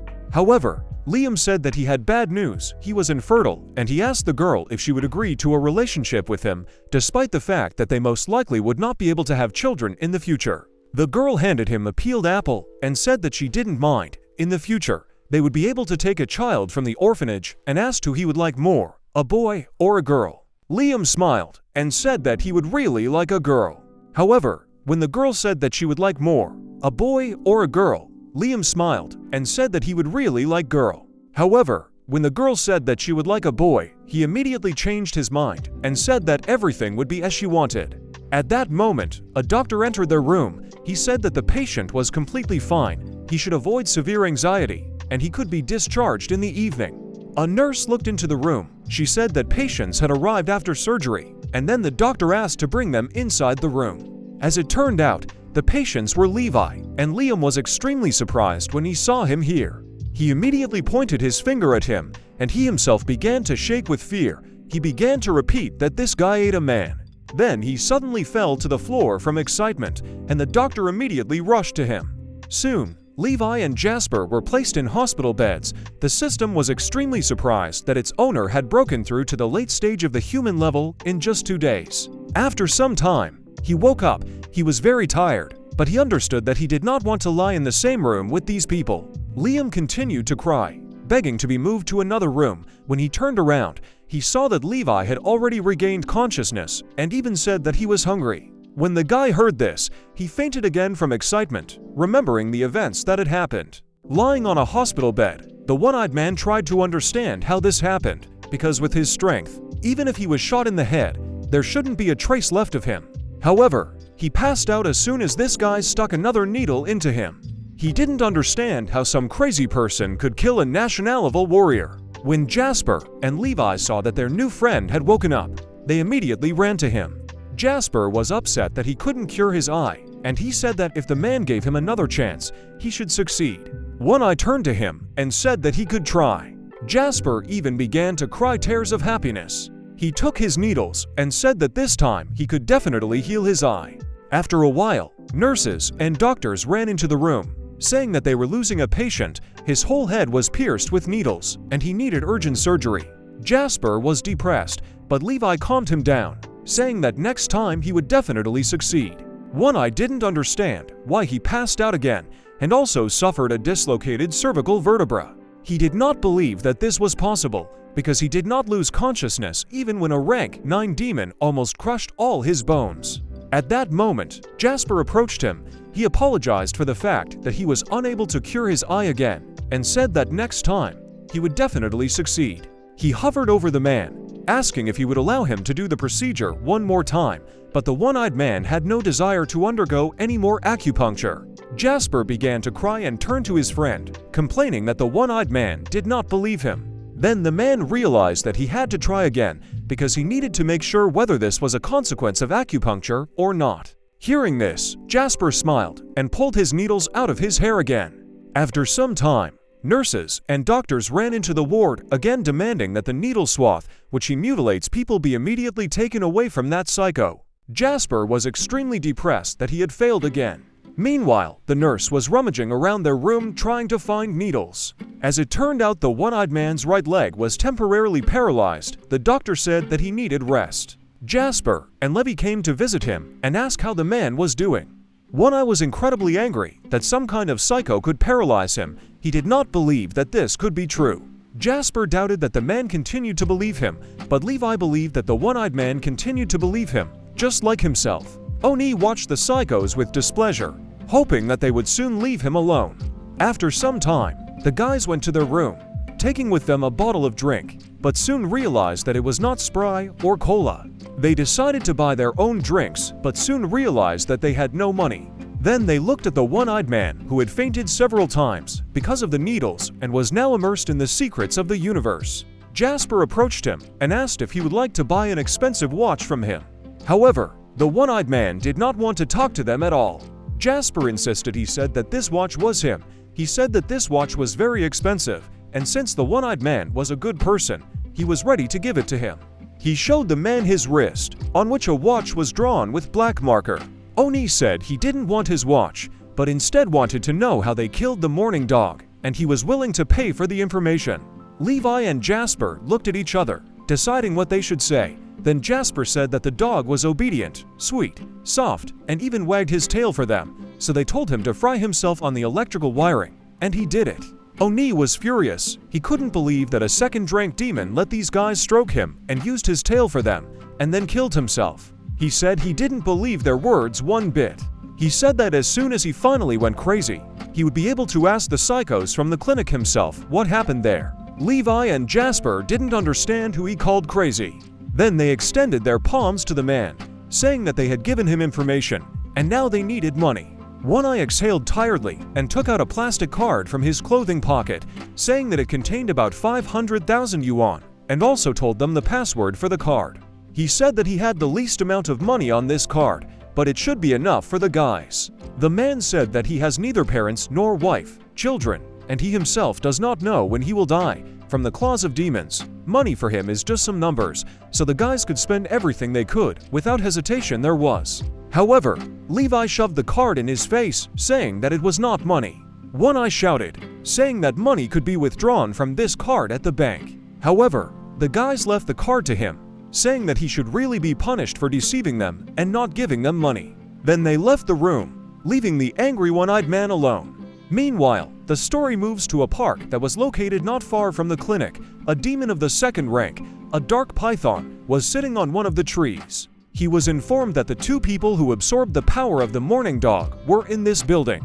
However, in addition to the aura of a mourning dog, he felt the aura of a high-level warrior who was completely no match for him. He couldn't glow thoughtlessly because it would be dangerous, because if he accidentally ran into a high-ranking warrior, he would be in trouble. He decided that it would be better if those two guys came to him themselves. However, while the snake was climbing down the tree, it heard a strange sound, and when it looked behind the tree, it saw a couple kissing. The woman asked the man to pay first and then get down to business. The snake thought that if it weren't for the aura of the warrior nearby, it would have returned to its main form and swallowed these people. Soon the girl was left alone. She pressed herself against a tree and began to count the money that she was paid for her work. Realizing that the girl was completely alone, she decided that she could eat her, because if it was only one victim, then the warrior in the building would not notice it. The demon opened his mouth and rushed towards the girl, intending to eat her. However, at this moment, the demon sensed the aura of a mourning dog very nearby. The snake quickly disappeared behind a tree, leaving the girl alone, while the woman sighed, dissatisfied with the fact that she had earned very little today. Then she came to a path along which two young guys were walking, who seemed quite handsome to her. She came out to meet them and waved her hand, offering to have fun. Levi and Jasper approached her, asking if she knew where they could buy Coke, fix it, and also something to eat. The woman assumed that the guys were in a relationship and said that if they weren't attracted to her, then they shouldn't waste her time. Levi and Jasper had absolutely no idea what she was talking about. Then they asked again if she knew where they could buy Coke or Sprite. The girl looked carefully at the strangers and realized that they were patients from a psychiatric hospital. She remembered the events that happened in her past. One day she was running down the street, trying to find her sister. When she looked around the corner, she saw that her sister had been pushed by a man, causing her to fall to the ground. He picked up her plush doll and grinned, saying that she was completely crazy if she considered the doll to be her child. After that, he tore the doll into pieces. The girl cried, begging her not to offend her son. However, the guy only laughed at the patient of the psychiatric hospital and at how she mourned her doll. At that moment, the girl ran up to her, intending to save her sister, but it was too late. When she remembered this, tears appeared in her eyes. She asked where the boy's family was now. Jasper pointed at Levi and said that he's his family. The main character said that his mother is abroad, and now his family is only Jasper, and they also have a director. The girl realized that his family abandoned him, and his roommate became his family. Then she handed the guys money and said that there was a place to buy food further down the street, and that they could also buy Coke and Sprite, but the guys shook their heads and said that they didn't need her money.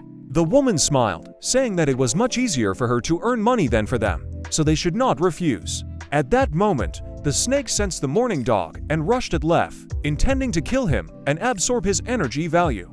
However, he was faster and grabbed the demon, preventing the snake from biting him. The snake didn't understand how this could happen. Could this guy really stop it with a supersonic blow?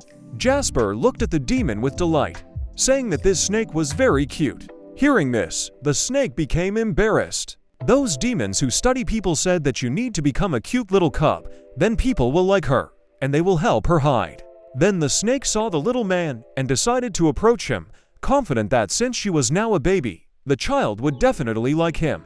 However, when the boy noticed the snake, he immediately screamed in fear and ran away. All the other children who were playing in the clearing immediately ran away, shouting that there was a snake. Then the snake realized that people are ignorant and stupid. They cannot even see its beauty. She decided that all the people who consider her scary deserve to die. However, these people said that she was cute, and this made the snake very happy. She decided that she had met the right people after all this time. The system informed Levi that it had detected a high-energy food that could help reduce hunger for 3 days. This food was right in front of him.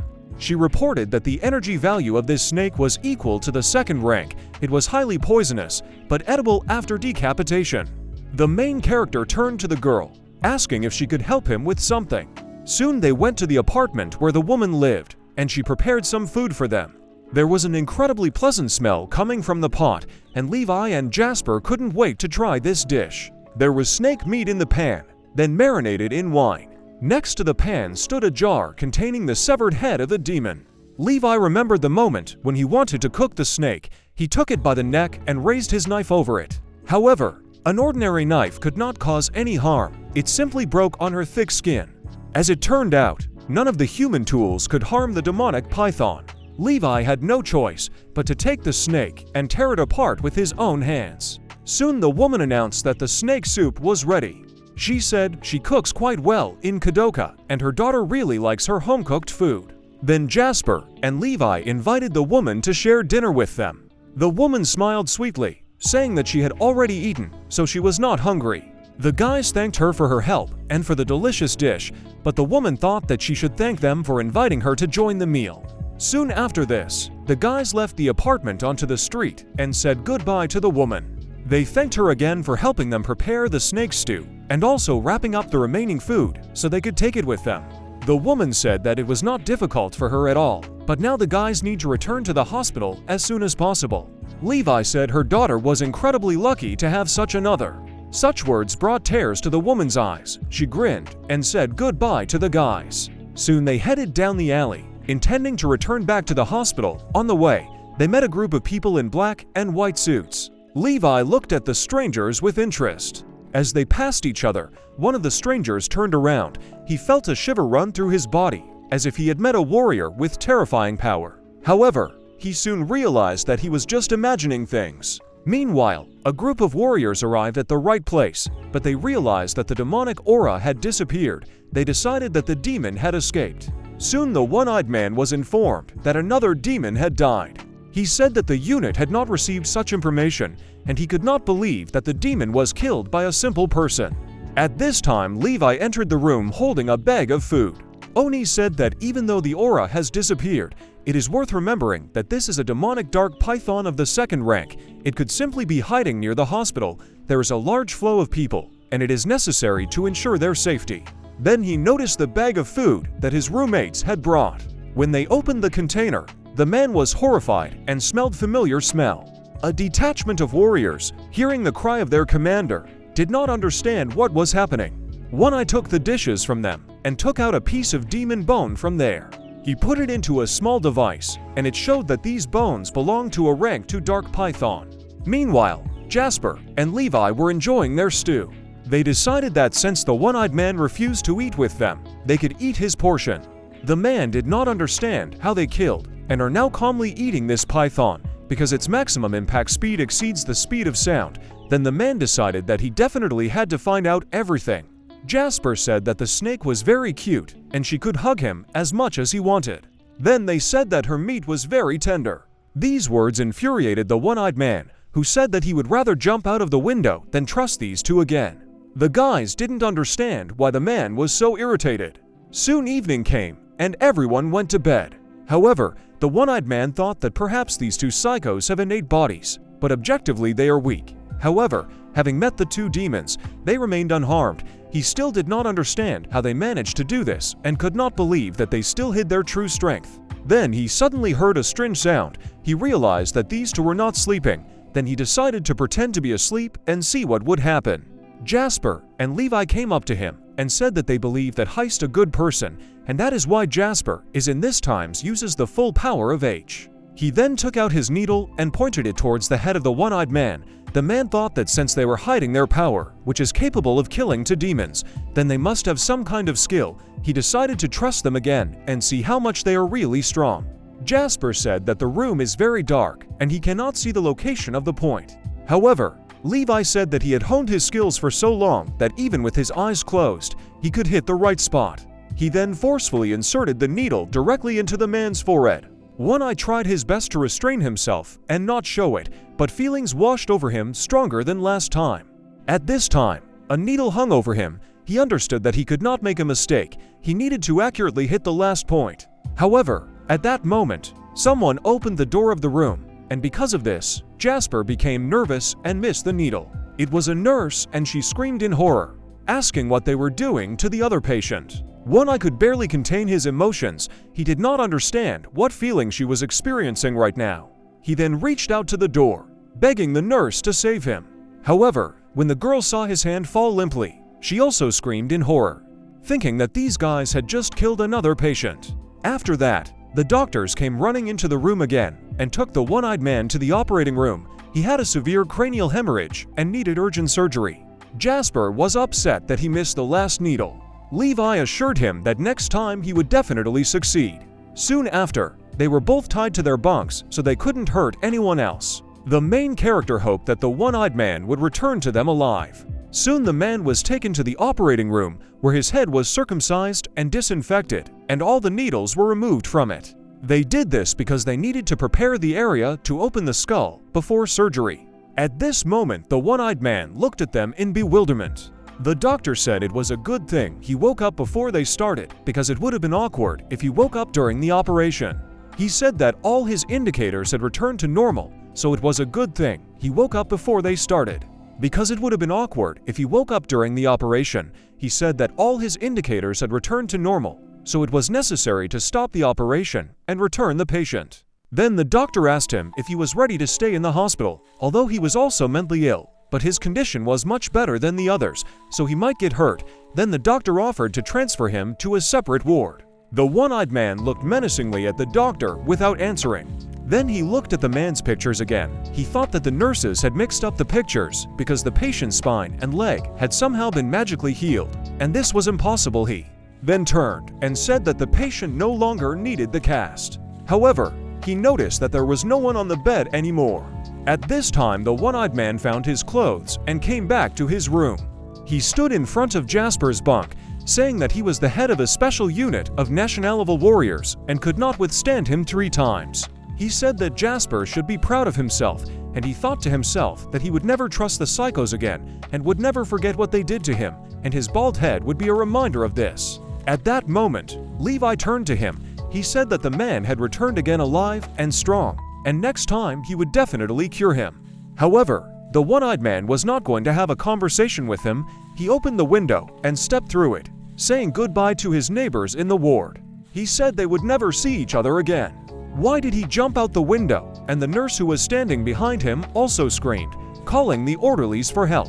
However, the one-eyed man landed on the ground unharmed, but he greatly frightened the people passing by.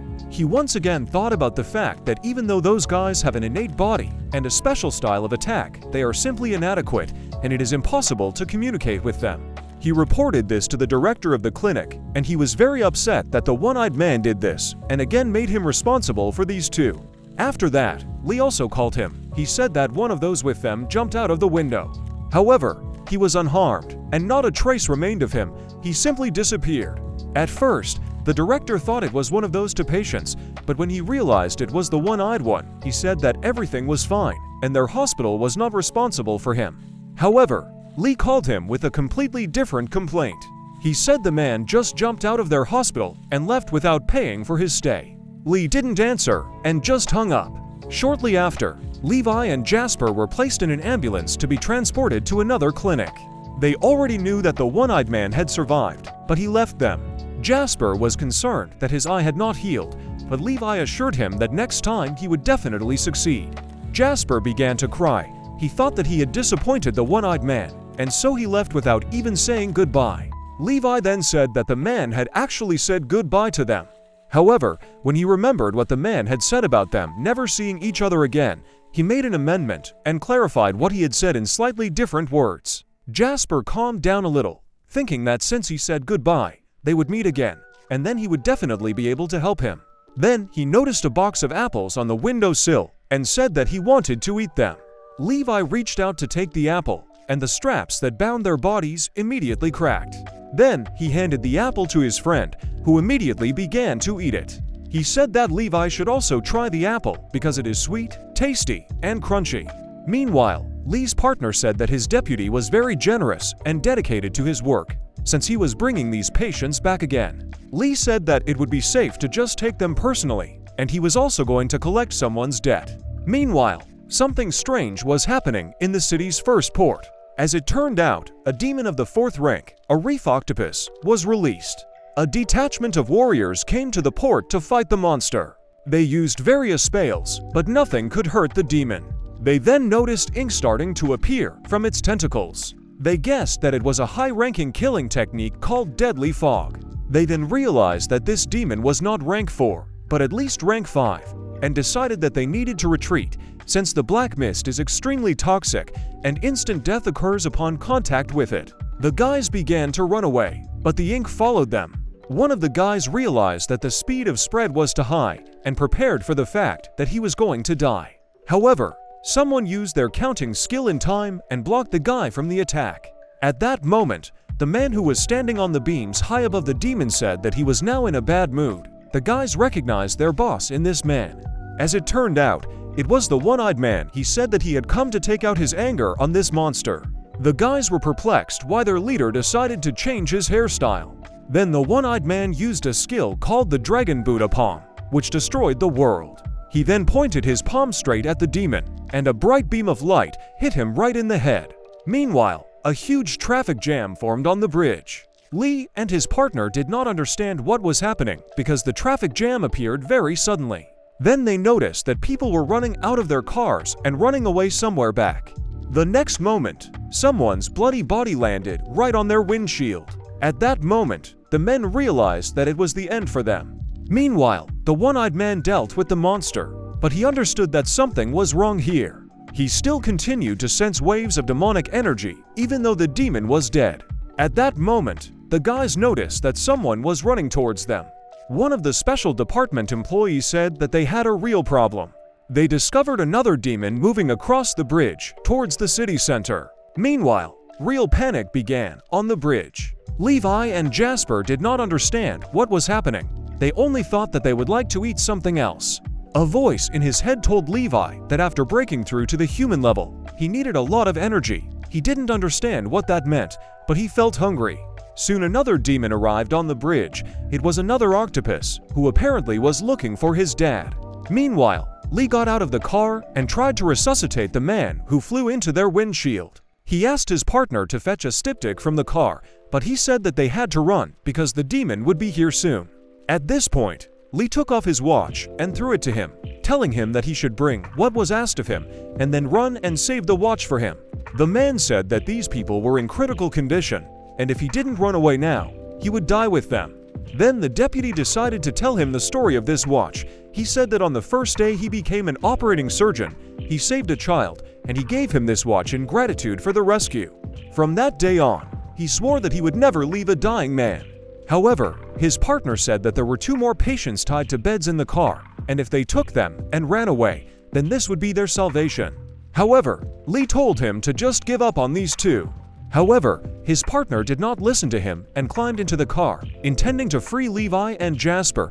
He informed him that there was a huge demon on the road ahead. Then Levi stood up and ran his hand over the straps that bound Jasper's body, and in an instant they cracked. The partner looked at all the patients with horror, and then grabbed them by the hands and dragged them along the road, but Jasper said that they had a question for him.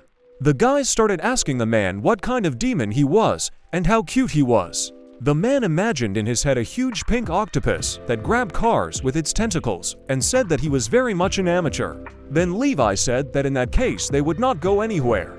Jasper said that they would go look for the demon to play with. The man looked at the guys in horror and then shouted that they were real psychos. Meanwhile, the third-rank demon, the reef octopus, continued to make a mess on the bridge. Apparently it was a girl, and she was looking for her father, who had already been killed by the one-eyed one. Levi was determined. He thought about the fact that her dad would not come, but now it was his turn to take care of this demon. At this time, Lee continued resuscitation. He tried to stop the victim's bleeding. He called his partner for help, but he had already fled. The victim was on the verge of death, but he bravely squeezed out words of gratitude. Then he looked up and saw that the demon was already approaching them. He said that the doctor should run, and that he did not need to save him. Nevertheless, Lee insisted. He said that he was a doctor and was not going to run anywhere. The demon saw 2 more victims below that he could grab. Then he turned to them, asking if they had seen his dad. She said that if they didn't see him, she would kill them. After this, the octopus raised one of its tentacles over the men and intended to hit them. However, at that moment, something happened and someone dragged the octopus to the side. Lee and the victim were shaking with fear. They expected that they were about to die. However, when they looked back, they saw that the demon was not nearby. At that moment, his partner ran up to the doctor and said that he had stolen the car because the ambulance was too big and clumsy, and with this car, they would quickly deliver the victim to the hospital. Lee was very happy to see his partner as he thought he had escaped. After that, the man took his deputy and the victim and led them to the car. Meanwhile, the octopus fell somewhere under the bridge. Jasper, who was watching everything from above, was delighted. He really wanted to play with this demon. At this time, Levi held him by the tentacles and said that he could come down to play with him. Then Jasper jumped down, intending to land on the octopus. He succeeded, landing right on his forehead. He started pointing his finger at him, and this gave him a lot of fun. This action made the octopus very angry, and she became angry, saying that she would now kill these people for being so impudent. She swung her tentacle to hit Jasper, but at that moment she felt something pulling her down again. Jasper fell to the ground, and Levi meanwhile pressed his foot against the demon's tentacle. He said that he only applied slight pressure to her tentacle so that she could not hit his friend, but it came off. Jasper said he didn't think it mattered since she still had a lot of tentacles. Meanwhile, the demon screamed and cried, calling his father for help and saying that he was being wronged. Then Levi said that there was truth in his friend's words. The octopus was furious. He waved his tentacles, intending to kill his offenders. Then Levi grabbed his other tentacle, and it came off again. At that moment, Jasper ran somewhere into a clearing, where he found an old barbecue grill. The octopus was furious. He continued to swing his tentacles, but Levi kept grabbing them and tearing them off. He once again grabbed the demon by the tentacles and looked at him ominously, but something distracted him. Both the guy and the demon felt that they smelled something very tasty. As it turned out, during this time Jasper managed to cook one of the severed tentacles on the grill. He was preparing it to try it out with his friend. At that moment, the demon ran up to the grill because he also really liked the smell. However, when she realized that they had prepared one of her tentacles, she immediately began to shake in horror. Jasper cut up the tentacles for his friend and presented them to him on a plate. The main character dug into the tentacle, biting off a large piece. He said that the dish turned out to be very tasty. However, Jasper soon reported that he had already fried the last tentacle and they had no more left. However, Levi knew that he still wasn't full. They looked at the octopus and realized that it had very few tentacles left. They immediately realized that all that was left of the demon was the head. At that moment, the friends came up with a brilliant plan.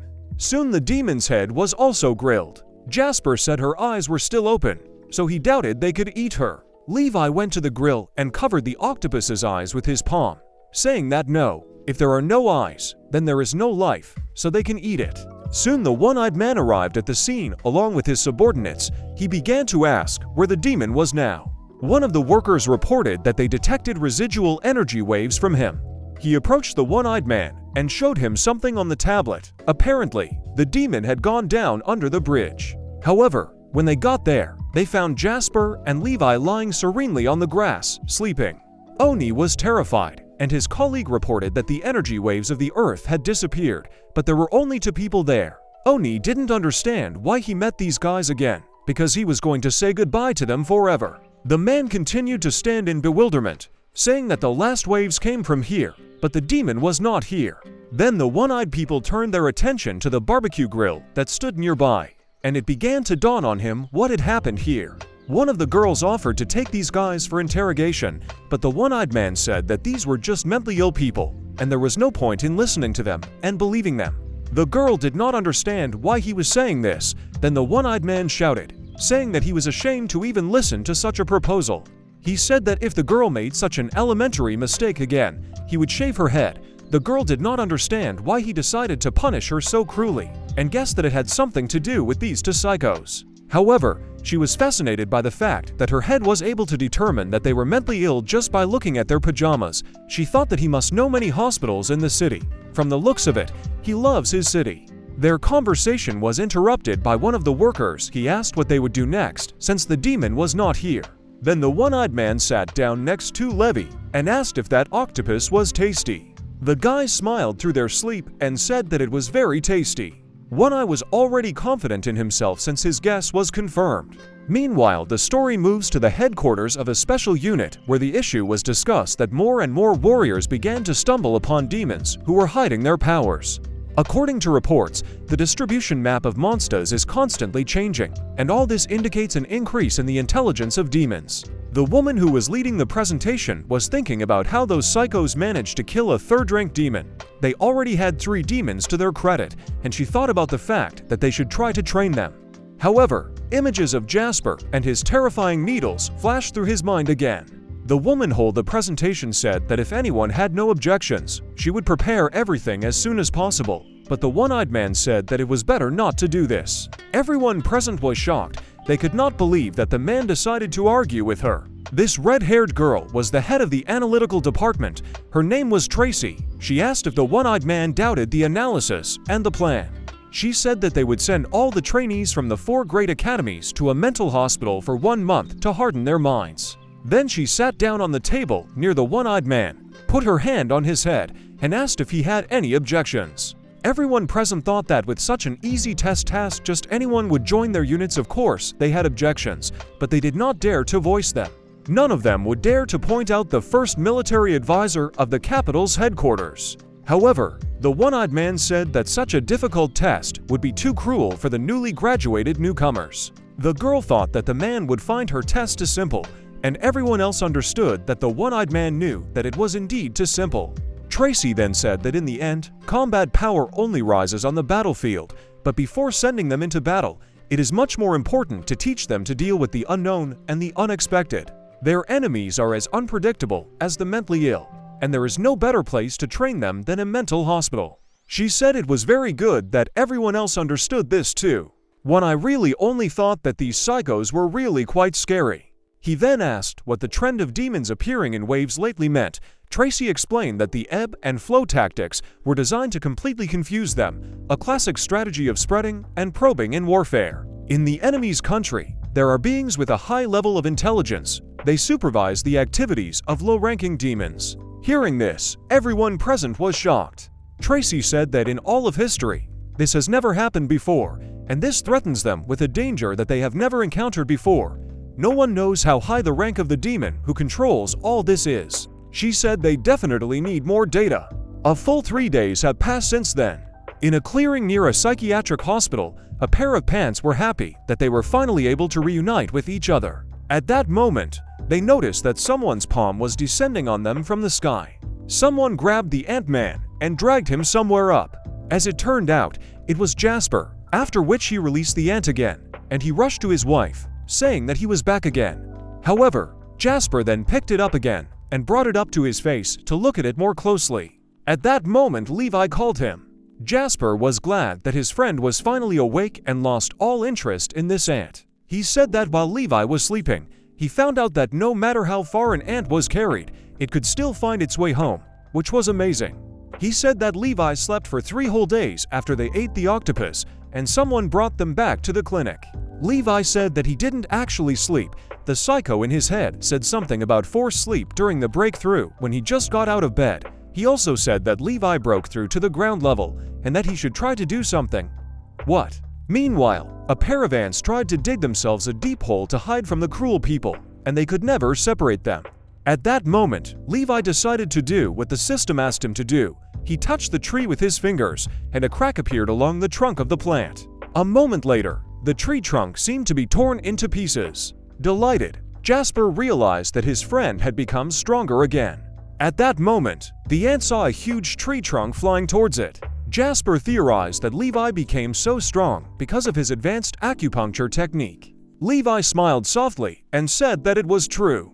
Meanwhile, the ant woman ran to her dead husband and burst into tears, realizing that he had died such a terrible death. Soon, other ants, who were also her husbands, gathered around her. They said that they would support her in such a difficult hour. The ant woman burst into tears, thanking her husbands for their support. Meanwhile, a sufficient number of people had gathered in the clearing. They did not understand how such a huge tree fell.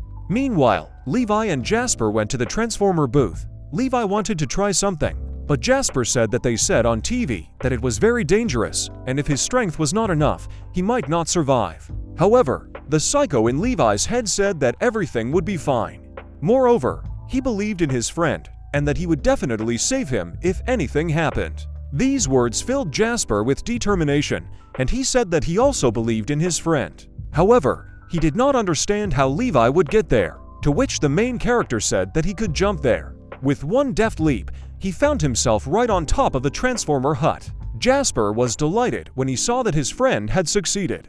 At that moment, the manager approached them and diagnosed Levi with an eating disorder. However, he did not have time to do anything, since Levi had already touched the exposed wires. He said that, apparently, he succeeded. He felt the energy filling him.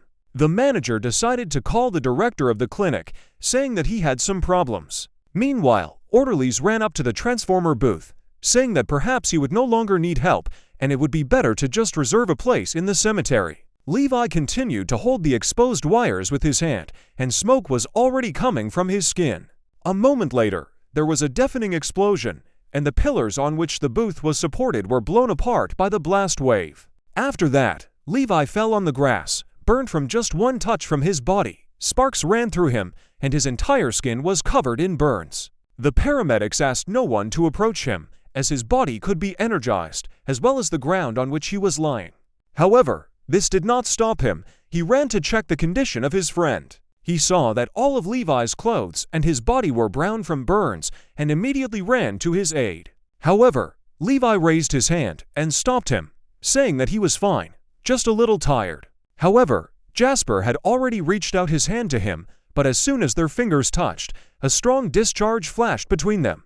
After that, They were thrown back by a strong electric shock. The manager called the director again, asking whether he should call an ambulance or go straight to the crematorium.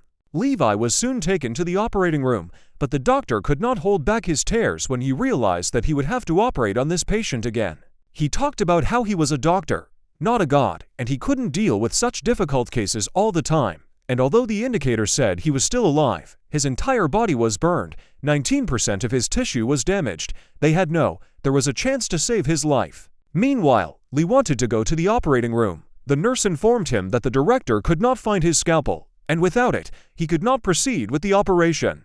The man said that since he still showed signs of life, they could not abandon him. They needed to use all their strength to save him. He then said that he would replace the director and entered the operating room. He said that he was going to personally perform the operation.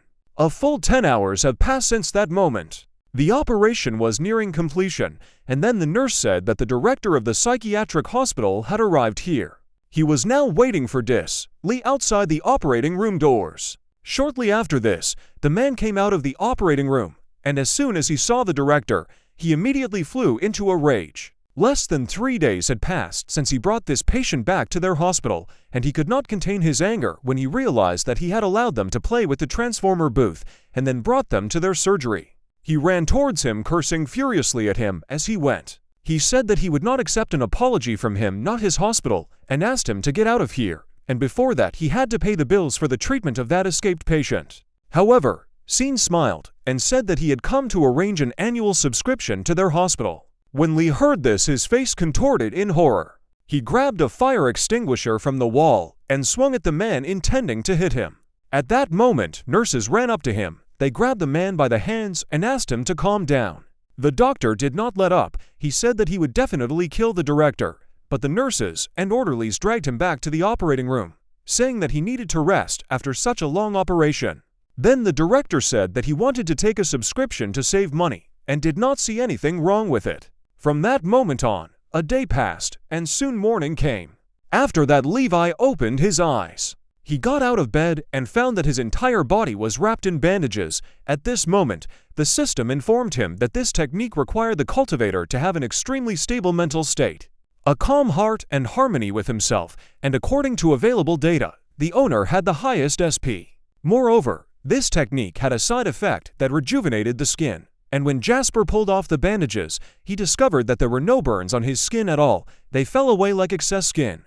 He then walked up to his friend and patted him on the shoulder. When Jasper opened his eyes, he was very happy because he realized that his friend had finally woken up. Levi sat in front of him, completely naked and smiling sweetly at his friend. At that moment, a nurse entered the room, and in surprise she dropped the tray with medications. Soon she called the doctors and other nurses into the room and pointed out that Levi's skin was soft and delicate.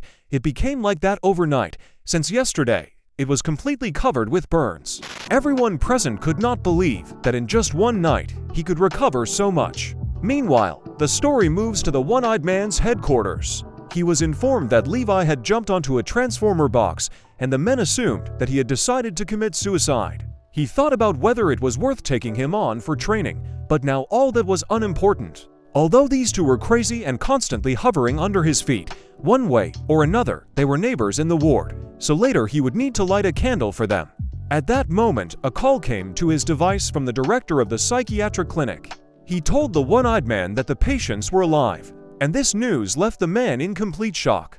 He wondered if their third-rank warriors could withstand the stress of being thrown into a transformer box and realized that they needed at least a fourth rank to do so. He then guessed that these two psychos with innate bodies were above rank 4. He decided that having rank 4 warriors with special innate bodies on the team would be quite good. When Sean realized that the one-eyed man was again thinking about his proposal, he was delighted. He then walked out of the hospital, and his clinic staff followed him because they thought the man was there to talk to the deputy about the terms of the subscription, but they didn't understand why he decided to leave now. The director said they shouldn't do that. He was afraid the deputy would grab a scalpel to kill him as soon as he woke up. The orderlies hoped it wouldn't come to that.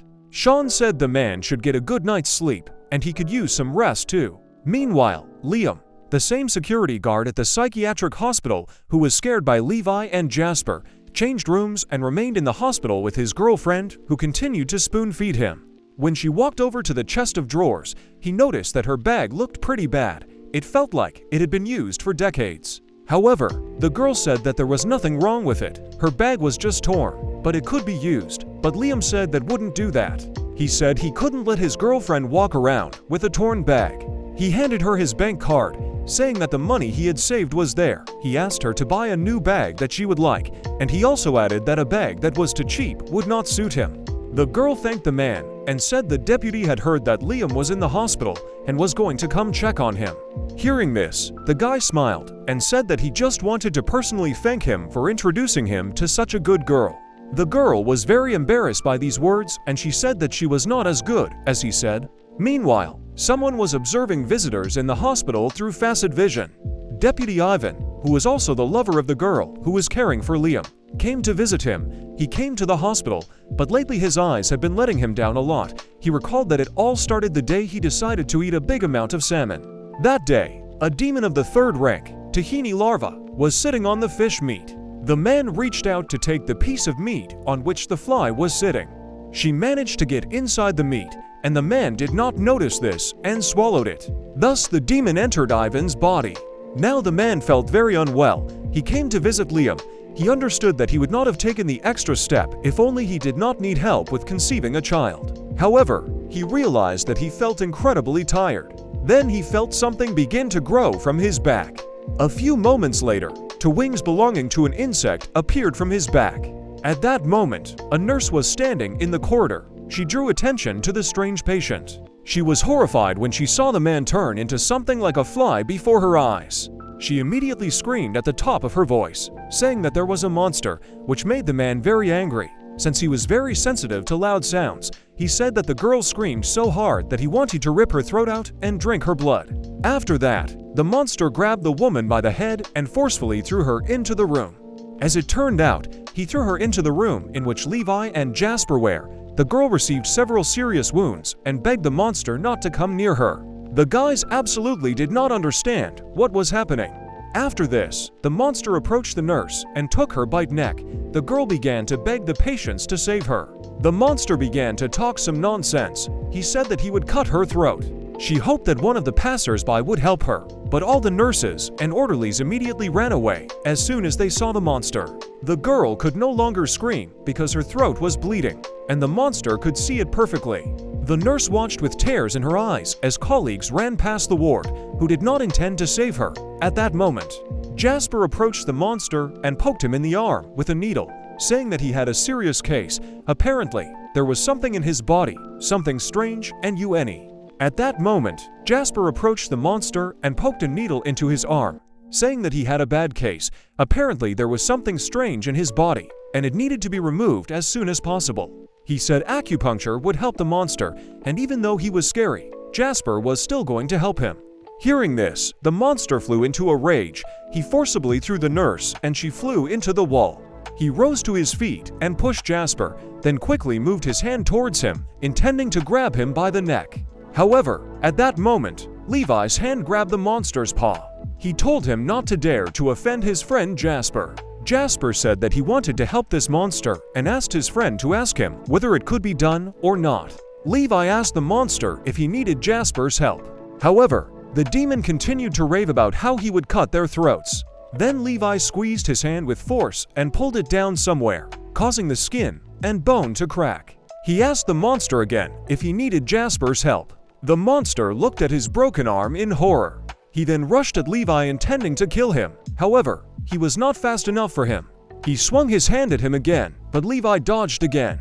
After this, the main character approached the monster and grabbed it by the wings. Then he jerked his hand forcefully, pulling one wing from its back. After this, the monster sank to the floor. His whole body was bleeding, and he was exhausted.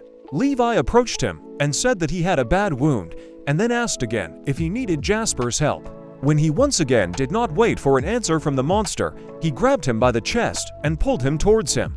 He said he thought he just needed Jasper's help. The monster was unable to answer anything, so Levi took him by the neck and brought him to his friend, saying that he was ready to get his help. Jasper asked his friend why he was holding him like that, suggesting that he was completely uncomfortable being in that position.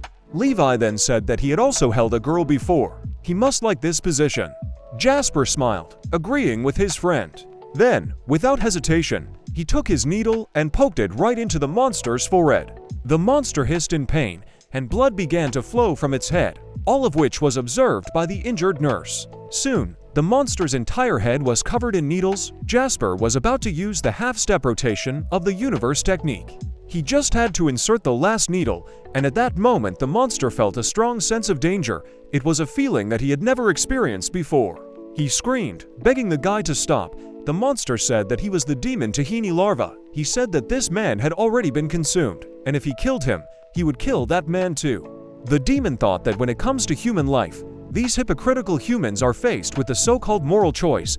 He assumed that Jasper would be in a dilemma. If he decides to kill the demon, then he will kill person. However, the eggs he left in this body will spread through him to other people, including the girl who was currently caring for Liam. If a suitable vegetation vessel comes across that can even awaken the power of the founder of the genus, then this egg will receive the memories of all the other larvae. He assumed that Jasper would first look for a way to kill only the demon and save the man, but then he would become convinced of the hypocritical morality of humanity. However, Jasper did not bother with such thoughts and simply inserted the last 13 needle into the monster's head. The monster absolutely did not understand why this guy did not even hesitate, why he did not fall into a stupor from a moral choice. After that, he fell to the floor from powerlessness, thinking that Jasper was not at all like all the people he had met before. When the monster died, his body was separated from the body of the person he chose as his vessel. However, unfortunately, he also died. At that moment, the girl who was caring for Liam felt that something had happened to her father. Her eyes glowed red, and then something strange began to appear from her face. It looked more and more like the face of an insect with each passing second. After a few moments, the girl completely transformed into a fly-like creature, and then continued to talk about how her dad was dead. After that, she left the room, and Liam managed to grab his credit card, which he had previously given to her. And then, he took advantage of the moment and ran out of the room, ahead of the girl. He closed the door to the room, shouting that he was being killed. He soon discovered that the monster began to hit the door, and its blows left huge dents. She asked what was going on here, as she was sure that the patient was supposed to be in the room with his girlfriend. Then Liam screamed, saying that he could come to terms with her obesity, with raising someone else's child. He could even forgive her for the horns on his head from cheating with Ivan. However, he could not forgive her for becoming such an ugly person. After that, he noticed that the monster still managed to break down the door. The girl looked out of the hole she made in the door and looked at the guy with a question. Something in her subconscious still said that shelved him. However, she heard his words and then struck the door again, saying that since he doesn't love her now, he must die. At this moment, a man appeared in front of his face. It was Deputy Lee. He held a halberd in his hands and looked very warlike. Liam immediately rushed to him. Tears appeared in his eyes when he realized that the doctor even took the halberd on purpose to protect him, and he said that he would be indebted to him for the rest of his life. The doctor did not answer, but events that happened quite recently flashed before his eyes. He slept in the residence room after a 10-hour operation without a break. Suddenly, he realized that he had forgotten to do something and jumped up from the sofa. He remembered that Sean wanted to talk about the hospital membership. Then he turned around and looked at the halberd that stood in the corner of the room. He took her with him, intending to teach this old man a lesson. However, by an absurd accident, when he went out into the corridor, he found a monster there, and fortunately, he had a weapon at hand. He asked Liam to call the special forces and report the demon. One of the orderlies ran up to him and said that he had already called, and the special forces soldiers would be here soon. After this, the demon rushed at the man, intending to attack him. Liam was very slow, and he was saved only by the fact that Lee managed to push him away from the girl's blow. He was delighted that the doctor had saved him again. He said that he was disappointed in the girls, and now the dearest person to him was his deputy. At that moment, someone summoned several scrolls and used the Execute 1,000 Spirits spell, and then aimed it at the demon. A moment later, the demon was entangled in vines that prevented him from moving. As it turned out, Special Forces soldiers had already arrived at the hospital to kill the demon. One of them used his Sword of Wisdom for a skill called Illusion Breaking Sword. This spell proved fatal to the monster, and the sword pierced its throat. After that, the girl fell to the floor, and blood began to flow from her body. Soon, an investigation team and a supply team arrived at the hospital. They said that everyone could leave the rest of the work to them. One of the workers approached the monster and reported that energy waves of second-rank demons, tahini and larvae, were emanating from it, but they disappeared. Thus, the death of the demon was confirmed. He said that along the way, they picked up the signal of another rank 3 demon. It must have been the father body of this demon, so he said that the warriors of the battle group should find it and eliminate it as soon as possible. At that moment, something stirred in the dead demon girl's stomach, and the man reported that high-energy activity had been detected. When they turned around, they saw that something was actively moving in her stomach. The next moment, her body was torn apart by someone's demonic hands. Seeing this, Liam fell to the floor in fear, not understanding where they came from. Everyone looked up in horror as they watched a huge demon emerge from the girl's stomach. All visitors and hospital workers immediately ran outside to escape. The monster turned out to be something similar to a 3-headed fly. It was enormous in size and destroyed half of the hospital with one powerful blow. People ran away in panic, intending to escape from this monster. The only ones who remained calm were Levi and Jasper. Jasper didn't understand why everyone was running from the hospital, and then Levi pointed out the monster to him. As it turned out, it was a 7th-level demon, Tahini Larvae, the founder of the clan. He looked at Levi and Jasper and said that he would take revenge on them.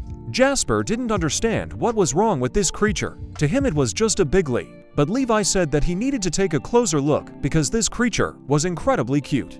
The story flashes forward to 10 minutes earlier. With sadness in his eyes, Jasper reported that his subject was apparently dead. He realized that something had indeed entered his body, and he wanted to save him, but he did not know that the test subject would suddenly die. Levi said it wasn't his fault, and Jasper was cool. If he didn't make it, it probably meant the man should have died in the first place. Jasper did not calm down. He thought that he would be imprisoned for murder, but Levi said that they treated him together, and therefore would be responsible for this together. Then he broke the window of their room with his hand and said that they would run away from here. Jasper said with delight in his eyes that it sounded like fun. They should jump down. A nurse who suffered from a demon attack watched everything that happened. She thought that even though they were crazy, they still saved her life, and for that she was very grateful to them. Levi and Jasper smiled back at her and then stood on the windowsill.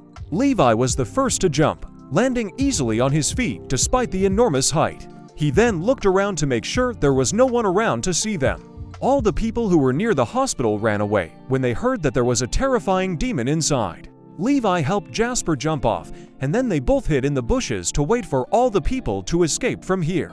Then the story moves to the headquarters of the Special Forces. They received news of the appearance of the demon of the 7th rank. It was reported that the warriors needed reinforcements, since the maximum strength of the warriors was equal to the 4th rank. Oni was clearly unhappy with this news, but he had no other choice. He turned to the exit and said that he would go there. Tracy tried to stop him. She said that he couldn't go there because they didn't know the rank of the demon controlling them all. The appearance of a rank 7 demon was hardly pure coincidence. To instantly respond to an unforeseen situation, one-eyed as a national level warrior must remain in the unit. She pointed her finger at the troop of warriors and said that they would go in his place.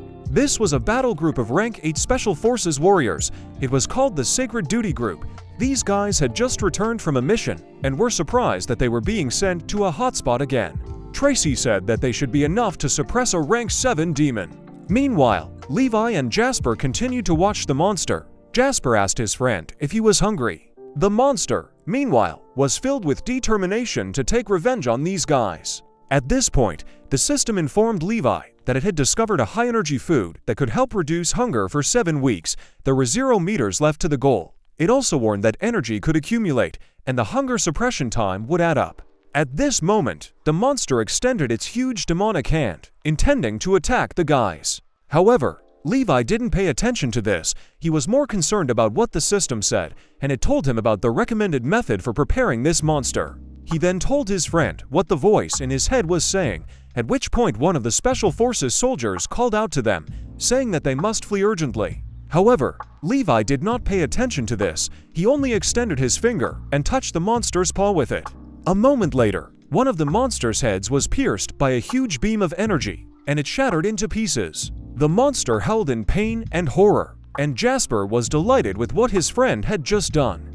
Then the main character told his friend that the system told him that this blow would kill him. However, Jasper did not understand how he was going to do this since the monster was very large. The next moment, Levi made a powerful leap straight through the two remaining heads of the monster. He raised his hand, intending to strike one of his eyes. This blow caused the monster's middle head to shatter into pieces. The unit warrior watched in horror what was happening, not believing that this guy had such power. He couldn't understand who he really was. The last head of the monster continued to fight with all its might. It intended to kill this guy at all costs. However, Levi was faster. He made another jump and ended up right next to the remaining head of the monster. However, the demon continued to resist and hit the guy with its forehead, causing him to fall to the ground. Levi quickly coordinated and was able to land on his feet. After this, the monster began to strike him with its claws, but the main character deftly dodged each of them. After this, the system activated a skill called Impenetrable Golden Body, and Levi stopped dodging, since now the monster could not reach him due to the barrier. Taking advantage of the moment, the main character grabbed the monster by its claw. After that, he delivered a strong blow with his fist directly to his paw. This blow was so strong that it caused the paw to shatter into several small pieces. At this time, Jasper was thinking that Levi thought this monster was cute, but he thought it was disgusting, and he assumed that they would quarrel because they had different tastes. When he noticed that Levi continued to fight the monster, he thought that he must be hungry. Apparently, he was fighting this fly because he wanted to eat it. Soon the main character defeated the monster and returned back to his friend. Then Jasper decided to confess to him that he did not think this fly was cute and asked if this really meant that they had different tastes. In response to this, Levi waved his hand, throwing the body of the dead monster somewhere far away. He said that he doesn't think it's cute either, and that the fly is actually quite disgusting. Jasper was delighted. He was extremely glad that he and his friend would not quarrel. Levi smiled in response to this, but he heard the system say that if he ate this fly, he could forget about hunger for 7 whole weeks. Meanwhile, a detachment of Special Forces soldiers tried to restore the walls of the collapsing inpatient department of the hospital. The guys tried their best to maintain the shield while the healers treated the victims. The girls said that they should hold on, since the boss and reinforcements would definitely be here soon. The man who had been talking about energy waves all this time unfortunately fell under the rubble, but his tablet reported that the 7th level demon, Tahini Larva, the founder of the clan, had been eliminated. After that, Jasper and Levi went about their business. They decided that since they would not eat this fly, then they should continue their escape. Levi felt very hungry and tired, but he agreed with his friend and decided to continue his escape. However, after a while he fell to the ground from powerlessness. The system reported that this was the first time the owner had ever used such an amount of energy, and therefore he needed to replenish it. Jasper immediately sat down next to his friend and began to cry, thinking that he was dying. At that moment, an elite Special Forces group came running to him. They asked what happened to this guy and where the 7th rank demon had gone. One of the men reported that there were still remnants of energy waves from high-ranking demons in the air. His partner approached the body of the dead demon and reported that he was already dead. Both men immediately ran up there. One of them was a tall, strong, bald man, a warrior of the 8th rank of the Sacred Duty Squad of the Supreme Academy of the Buddhists rank. And the second was a warrior of the 8th rank of the Sacred Duty Squad of the Supreme Academy of the Taoist Stephen. At this time, she walked up to Levi, who was unconscious. She said that he was fine, he just fainted, but she felt that this ordinary person was drained of energy. Although he was unconscious, there was no internal damage, which was strange. She then examined Jasper and reported that he was also fine, but she was worried that his canal was like that of an old man. The rest of the squad told the girl that they would help the people in the building. At that moment, the remaining member of the squad came out of the forest and called Cheryl as his eldest. It was Special Forces Combat Team 4th Rank Warrior Lewis. He said that these guys killed that demon. However, he could not finish his thought because he suddenly began to cough. It was a cough with blood. Cheryl immediately ran up to him and told him not to waste his energy. She used the second form of the secret pill, the 6-fold recovery skill. She then offered the pill to the injured guy. After that, she dragged him to the tree, saying that it was very good that an eyewitness to the incident remained here. First, he would need to restore his strength here, and while she helped the people in the building, after that, she would return. In one quick leap, she was inside the building. Soon, ambulances arrived at the building. They rescued the wounded and took them to other clinics. The paramedics approached Levi and Jasper and reported that they had no open injuries. Apparently, he had collapsed from the impact, so they first needed to get the people with serious injuries out, and they needed to wait here for now. Levi was still unconscious, so the paramedic turned to Jasper, telling him that if he came to, he could call his family to come pick him up. When Levi heard about his relatives, he suddenly woke up. Jasper was delighted when he saw his friend open his eyes. At that moment, Louis waved at him, saying that he was very cool. Then Levi suddenly remembered that not long before they had killed a man, they assumed that all these people had come for them. The main character said that he doesn't know what they're going to do, so they better get out of here. Jasper was now extremely happy with this decision. After that, they crawled deeper into the forest, not paying attention to Louis, who unsuccessfully tried to call out to them.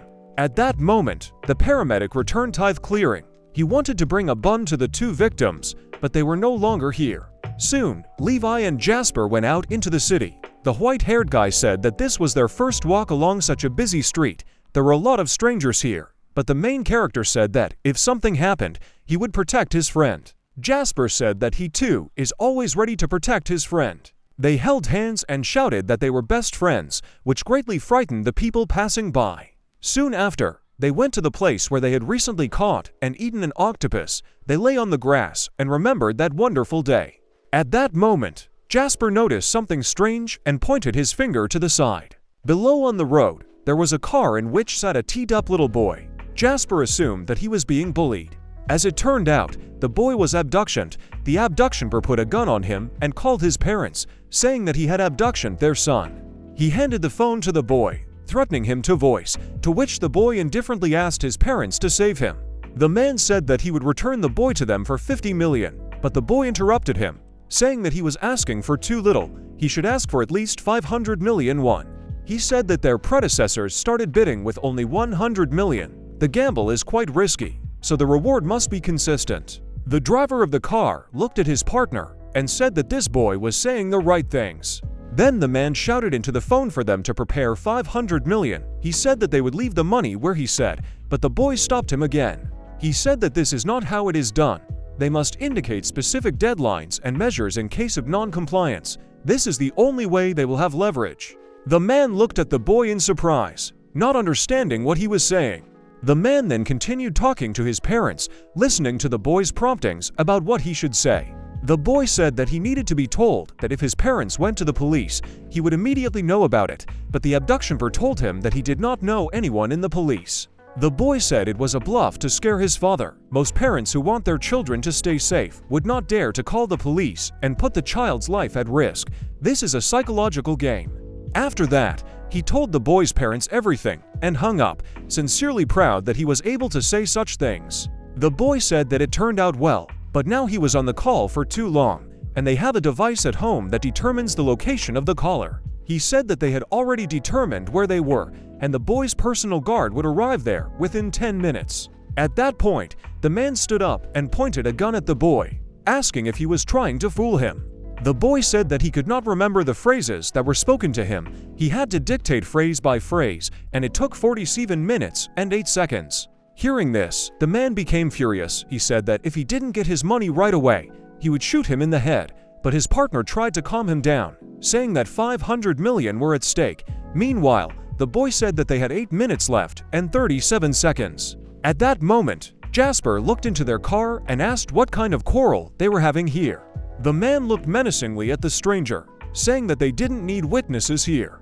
He then pointed the gun at Jasper and shot him. The white-haired guy watched as the bullet flew straight towards his face. However, she didn't have time to touch his face as Levi's palm appeared in front of him and intercepted the bullet. The main character stood up for his friend and looked menacingly at the abductioner. He told Jasper that he had seen such pistols on TV and said that this guy wanted to shoot him, and it was very painful. Then Jasper asked his friend to avenge him. He said that Levi's strong now, but it is illegal to kill people. He must restrain his strength so as not to kill him since they are still on the run. The man wondered how this guy could stop the bullet with his bare hands. While he was thinking, Levi ran up to him and hit him hard in the stomach, causing the man to fly out of the car. His partner ran after him, intending to save him. Jasper wondered if the man would survive. Levi replied that he was alive since he only hit him lightly. Then they paid attention to the tied boy. Jasper said that they drove away those people who offended him, and then the boy asked them to untie him. Soon they really untied the boy, and then got out of the car, to which the young man said that apparently they were not entirely normal. He then noticed their clothes and realized that they were mentally ill from a mental hospital. At this point, Levi's stomach began to growl as he became hungry again. Then the boy said that since they saved him, he would invite them to eat. After that, the pair of them ran away from the clearing, because the boy said that in about 3 minutes his family's personal guard would come here. Soon, helicopters with rescuers arrived at the scene. They needed to make sure the young master was safe. They found the 2 abduction pairs, the driver trying to save his partner while he was being questioned about whether he had seen the child there. At that moment, a brilliant idea came to the man's head. He said that he saw a child. It was a very beautiful boy, but he was abducted by 2 people dressed in hospital pajamas. His brother decided to intervene, and they hit him for it. He only asked if everything was okay with them, for which they beat him. At that moment, the abduction pair screamed that he was in great pain. When the driver realized that his partner might now say something, he immediately rushed at him, silencing him and pretending that he was actually very happy that his friend had finally woken up. The rescuers looked at what was happening in bewilderment. One of the men noted that the man's voice seemed familiar to him. His partner informed him that the target's location had been discovered and they needed to go to help immediately. When everyone left, the driver finally exhaled, proud that at the most crucial moment he did not lose his head and got out of the situation. Meanwhile, the story moves back to the destroyed hospital. Lewis told his colleagues from the 8th squad that that guy jumped straight into the head of a 7th-in-rank demon and killed him. He had strength comparable to the strength of their leader. One of the 8th-rank warriors of the Sacred Duty Squad of Maoshan High Academy, Vincent, asked where this guy was now. Stephen chuckled and said that apparently now he is saving people and not chasing glory, and this is truly the style of the master. Then Louis said that he remembered what they looked like. He was going to draw their portraits so that his colleagues would give them to the information department, and then these guys would quickly be found, since their city needed such heroes. After that, Louis took the canvas and began to paint. After some time, he handed the canvas to his colleagues, saying that before he entered the highest Buddhist academy, he wanted to study as an artist. He painted incredibly realistic portraits. The warriors noted that the picture was really well drawn. Apparently, the information department would have to find these guys by the evening. When Frank approached the canvas, he was horrified, not believing that he and his colleagues were looking at the same drawing. The drawing looked more like the scribbles of a small child. Meanwhile, the story moves to the city. Levi and Jasper, along with their new friend, arrived at an expensive restaurant. A whole table of food was laid out for them. Waitresses walked everywhere, delivering more and more new dishes.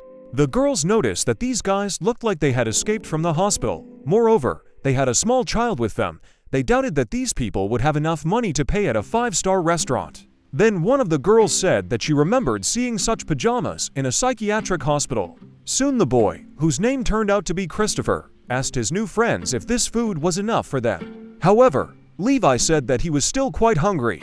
Meanwhile, Jasper thanked his new friend for the invitation and for feeding them. After that, they decided to introduce themselves to each other. The waitresses continued to bring them more and more new dishes. It seemed to them that this was going on endlessly. One of them ate 7 dishes, and now she was not worried about the fact that they would not be able to pay. She was more worried that he would die right there, and the restaurant would have to pay compensation. Then Christopher turned to Levi again and asked if he was full now. The main character is not yet full, but a voice in his head says that he will never be full, so he decided to stop there. At that moment, Jasper turned to him. He said that Christopher decided to treat them, but Levi did not have enough, and this can be considered as disrespect for the inviter. At that moment, one of the waitresses stepped aside and decided to call the police, reporting that they had guests who had no money. However, Christopher had the money. He paid for his guests and loudly left the premises. The girl was shocked and did not know how to react to this. Soon after, all 3 left the restaurant.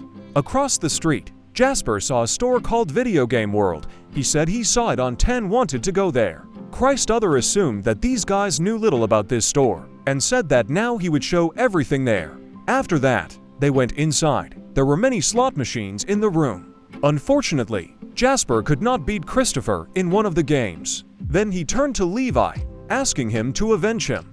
However, he soon saw that the main character also lost to Christopher. The boy said that this game is too simple and he never loses at it. He said that even if he really wanted to, he would not lose because it was too easy. Instead of answering, Levi punched the slot machine, breaking the screen into pieces. He said that now victory is his. After that, they walked away from the store. Jasper was glad that his friend had avenged him. Christopher thought that Levi had too much strength. When he hit the abduction burr, the boy thought that the man had come to an end. The main character said that his strength is not great because he is hungry and also very tired. He was so engrossed in the conversation that he didn't even notice how a red dot appeared on his forehead and then someone shot at him. Jasper and Christopher turned to look at their friend, but he was already falling to the ground from a strong shot. The next moment, Christopher's guards broke the windows of the room and burst inside. They ordered no one to move and to raise their hands in the air, and then raised their pistols at the mental hospital patients. Jasper leaned over his friend and begged him to wake up because he was very scared. The men kept pointing guns at him, telling him that if he moved, he would get a bullet in the forehead. At this point, Christopher removed the hand of one of the guards, which was covering his mouth, and ordered the others not to shoot. However, one of the guards had already managed to shoot Jasper right in the back of the head. At the last moment, someone managed to grab the white-haired guy by the shoulder and push him to the side, causing the bullet to fly past him. It was Levi. He was conscious again, after which he instantly jumped up and grabbed the man by his gun, breaking it in half. After that, he took the guard by the neck and lifted him up. The rest of the guards pointed their pistols at the main character. They were shaking with horror because they themselves saw that this guy had just been shot in the head, and now he was standing safe and sound. Then Christopher once again ordered his guards to lay down their weapons. He said that these guys did not harm him, they were his friends. The guards looked at each other and then at their master in bewilderment, but they had no choice but to obey. Christopher then approached Levi, apologizing for his guards and saying that they opened fire without understanding the situation.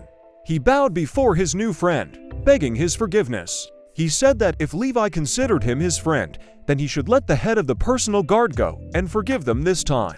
The main character looked menacingly at the little boy. At this point, Jasper intervened in the conversation. He said that Christopher was truly their friend and friends should protect each other and forgive. When Levi heard his friend's swords, he still decided to let the guards go.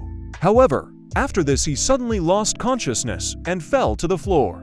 The system reported that the hunger caused by the side effect of the discovery of the inner world had reached its limit. The owner was being put into suspended animation for self-preservation. Jasper pressed himself against his friend's chest to listen to his heartbeat. When he heard the heartbeat, he exhaled with relief, saying that he had simply fallen asleep. He explained to Christopher that the last time Levi fell asleep like that, he slept for 3 whole days. Soon after, a car arrived at the store, and one of the butlers picked up Christopher, and at that moment the radio announced that a rank 7 demon had shown up at the emergency hospital today. Christopher wondered what the special unit was doing now. The radio said that the demon had been defeated by 2 masters, and then a picture drawn by Louis was displayed on all the billboards in the country. Christopher assumed that they had all gone crazy there. The butler also carried Jasper and Levi into the car. Christopher said that they needed to be taken to a mental hospital. The driver asked what happened to the boys' abduction purse. Christopher said that they escaped. They were already unlucky in life, so they shouldn't pursue them. The story is transferred to the control and monitoring center of the Special Forces. As it turned out, 12 hours have passed since the publication of the identikit of the people who defeated the 7th-ranked demon, but they did not have any new information about them. Frank was shocked that they did not doubt the quality of the portraits one bit. It seemed to him that he was the only one who thought that no one could be found with portraits of such quality. At that moment, Tracy entered the office. She menacingly hit the floor with her heels and walked inside.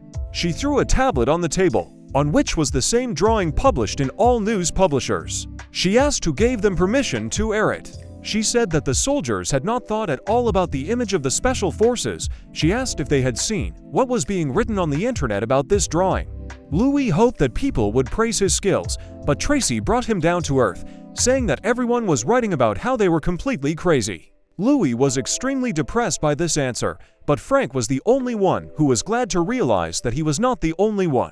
Tracy was most angry at the 8th-rank warriors. She hoped that they would not be like the others, but they acted absolutely idiotically. She said that their 3-month vacation would be cancelled in 3 days, the new recruits would be doing their internship at a mental hospital, and the Sacred Duty Squad would be in charge of them. Louis was very upset, realizing that all this happened because of his drawing.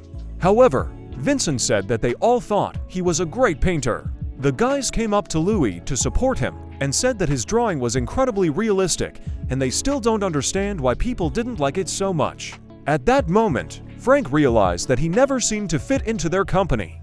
At that moment, the one-eyed man entered the office. He said that he had just returned back and could already hear the squad making mistakes. He asked what they broadcast so absurdly. Frank thought about the fact that the one-eyed man also understands that the drawing is awkward. Apparently, he has no problems with his head. When the one-eyed man picked up the tablet with the drawing, his face was distorted in horror. He could not believe that he was seeing these people again. The story moves to a psychiatric clinic. Director Sean decided to call Lee and ask how he was feeling. He heard about the appearance of 7th-rank demon in his hospital yesterday, which injured a lot of people. The man said that there were many wounded, both from patients and special forces, and he hoped that those killed by demon would be able to rest in peace. Then the director said that he needed to rest more, since there were still patients who needed his help. Lee said the demon appeared outside the inpatient ward, and 2 mental patients from their hospital must have been there at the time as well. Apparently the man was leading to the fact that these guys could be killed by that monster. Lee told the director to brace himself. Then there was a silent pause between them. However, soon after this, both men smiled as they realized that in the whole incident yesterday with the demon on the 7th rank, this was probably the only good news, since they would no longer have to suffer with this psycho. After this, the director was thinking that life and death are in the hands of fate and nothing can be done about it. At that moment, one of the orderlies entered the office. He said that the guy who brought the patients from room 666 was waiting for him outside. He clarified that both patients were alive. Hearing this, the director realized that he was rejoicing early. Soon, he called Lee again and said that he was not entirely right when he came to him to sign up for a subscription. He did not think about his feelings, and now he would like to apologize to him. The doctor said that for the first time he was glad to hear something from him. Then the director asked if they could still issue this subscription. Lee said that since those 2 were no longer alive, it could be done, but this subscription would be disadvantageous for the director. However, Sean insisted. He said that in this case, he would be able to see his partner more often. Lee thought about the fact that lately men have often been paying attention to him. He decided that he was just damn charming. When he said that he would like to clear something up first by saying that he is a man, and he is not attracted to other men. He then said that the next time he went to the director, he would ask to make an exception for Sean and get a season ticket. After this, the men said goodbye as it turned out. At that moment, they were visiting Sean in his office. It was Christopher and his butler. Sean thanked Christopher for bringing Levi and Jasper back since they were like family to him, and everyone was very worried when they found out about their disappearance. Christopher said they took them to their family's private hospital for examination last night. Then he handed the report to the director. Based on the report, everything was fine with them, but they had strange indicators. Levi had increased stem cell activity, and Jasper, the study showed discrepancy between the age of the bone tissue and that of a young person. Christopher said that because of this, several experts at their private hospital concluded that Jasper was at least 100 years old. Sean said that he also doesn't know anything about Jasper's age, and there is no detail in the hospital archives either. He said that when he started to get settled, Jasper was already here. At that time, he was still the director, and going up to the bed where Jasper was lying, he looked in there. He thought that his state of mind was stable, and that he was just a carefree young man. After this, Sean became sad, because at 50 years old, he was already worried about gray hair and wrinkles. After some time, Christopher left, and the director thought that they did not believe him. He said that young people are prone to self-will. Moreover, he was a child, and on top of everything, very rich. Meanwhile, the story moves to the mountains above the forest. The black raven flew by. He flew inside one of the caves and sat down on one of the stones. He reported that the plan with the tahini larvae was failed. The vegetation vessel was found. The founder of the clan was awakened, but warriors immediately appeared and destroyed him. The demon said that he definitely felt the energy wars of the 7th rank demon fuse together, but the demon encountered unknown warriors. Moreover, since the demon that merged into one was defeated, all its larvae left in people also died. Rank 9th demon alligator said that anyone who couldn't handle such a win-win case would simply be discarded. All this was observed by a demon of the 9th rank polar mischief.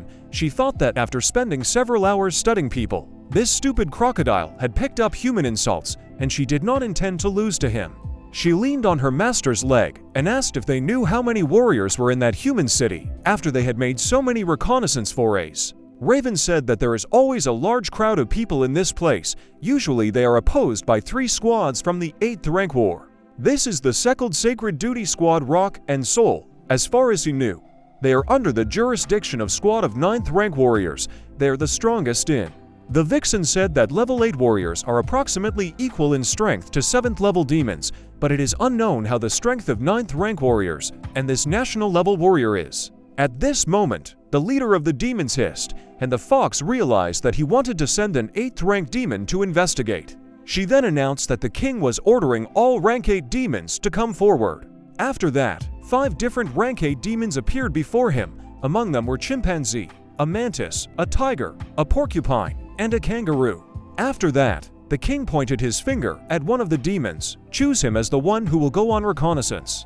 As it turned out, it was a rank 8 demon, an adamantine gorilla. The crow demon reported that he also smelled demons from 2 people without aura warriors. The smells belonged to the morning dog, dark python, and reef octopus that disappeared during exploration, and it was very strange.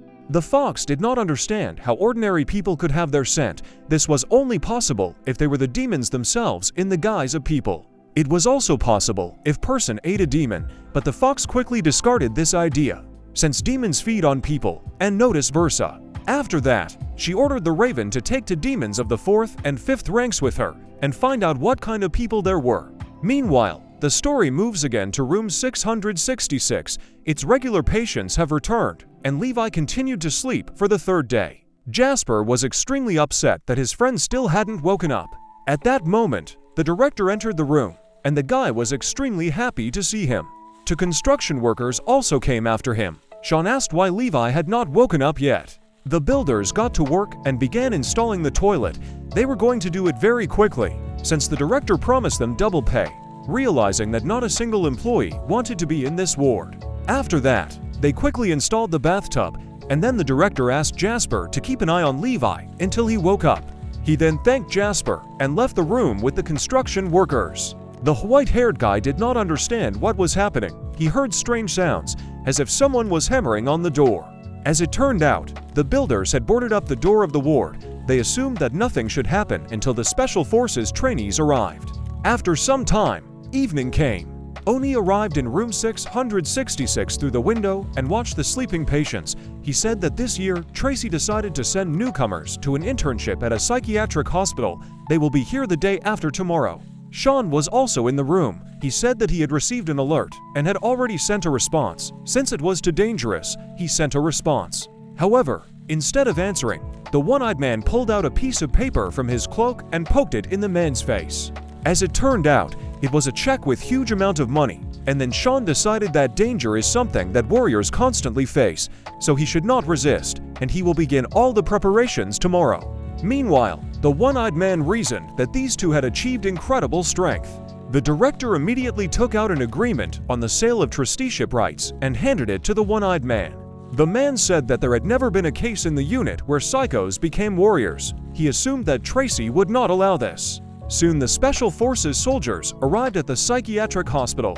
The director greeted Steven and wished them a successful completion of their internship at their hospital. Steven introduced himself, saying that they were teachers from the Sacred Duty Squad for newcomers to their internship this year. The trainees were extremely surprised that this year their teachers would be legendary warriors out of sacred duty, but they did not understand why they were so respectful of the director of this mental hospital. Sean said that he had already received a notice with details of their internship and asked the trainees to follow him. Some of the trainees were worried, but decided that these were ordinary people with unusual thinking, so they had nothing to fear. Soon they arrived at the site. The director said that their practice is to personally care for mentally ill patient for a month.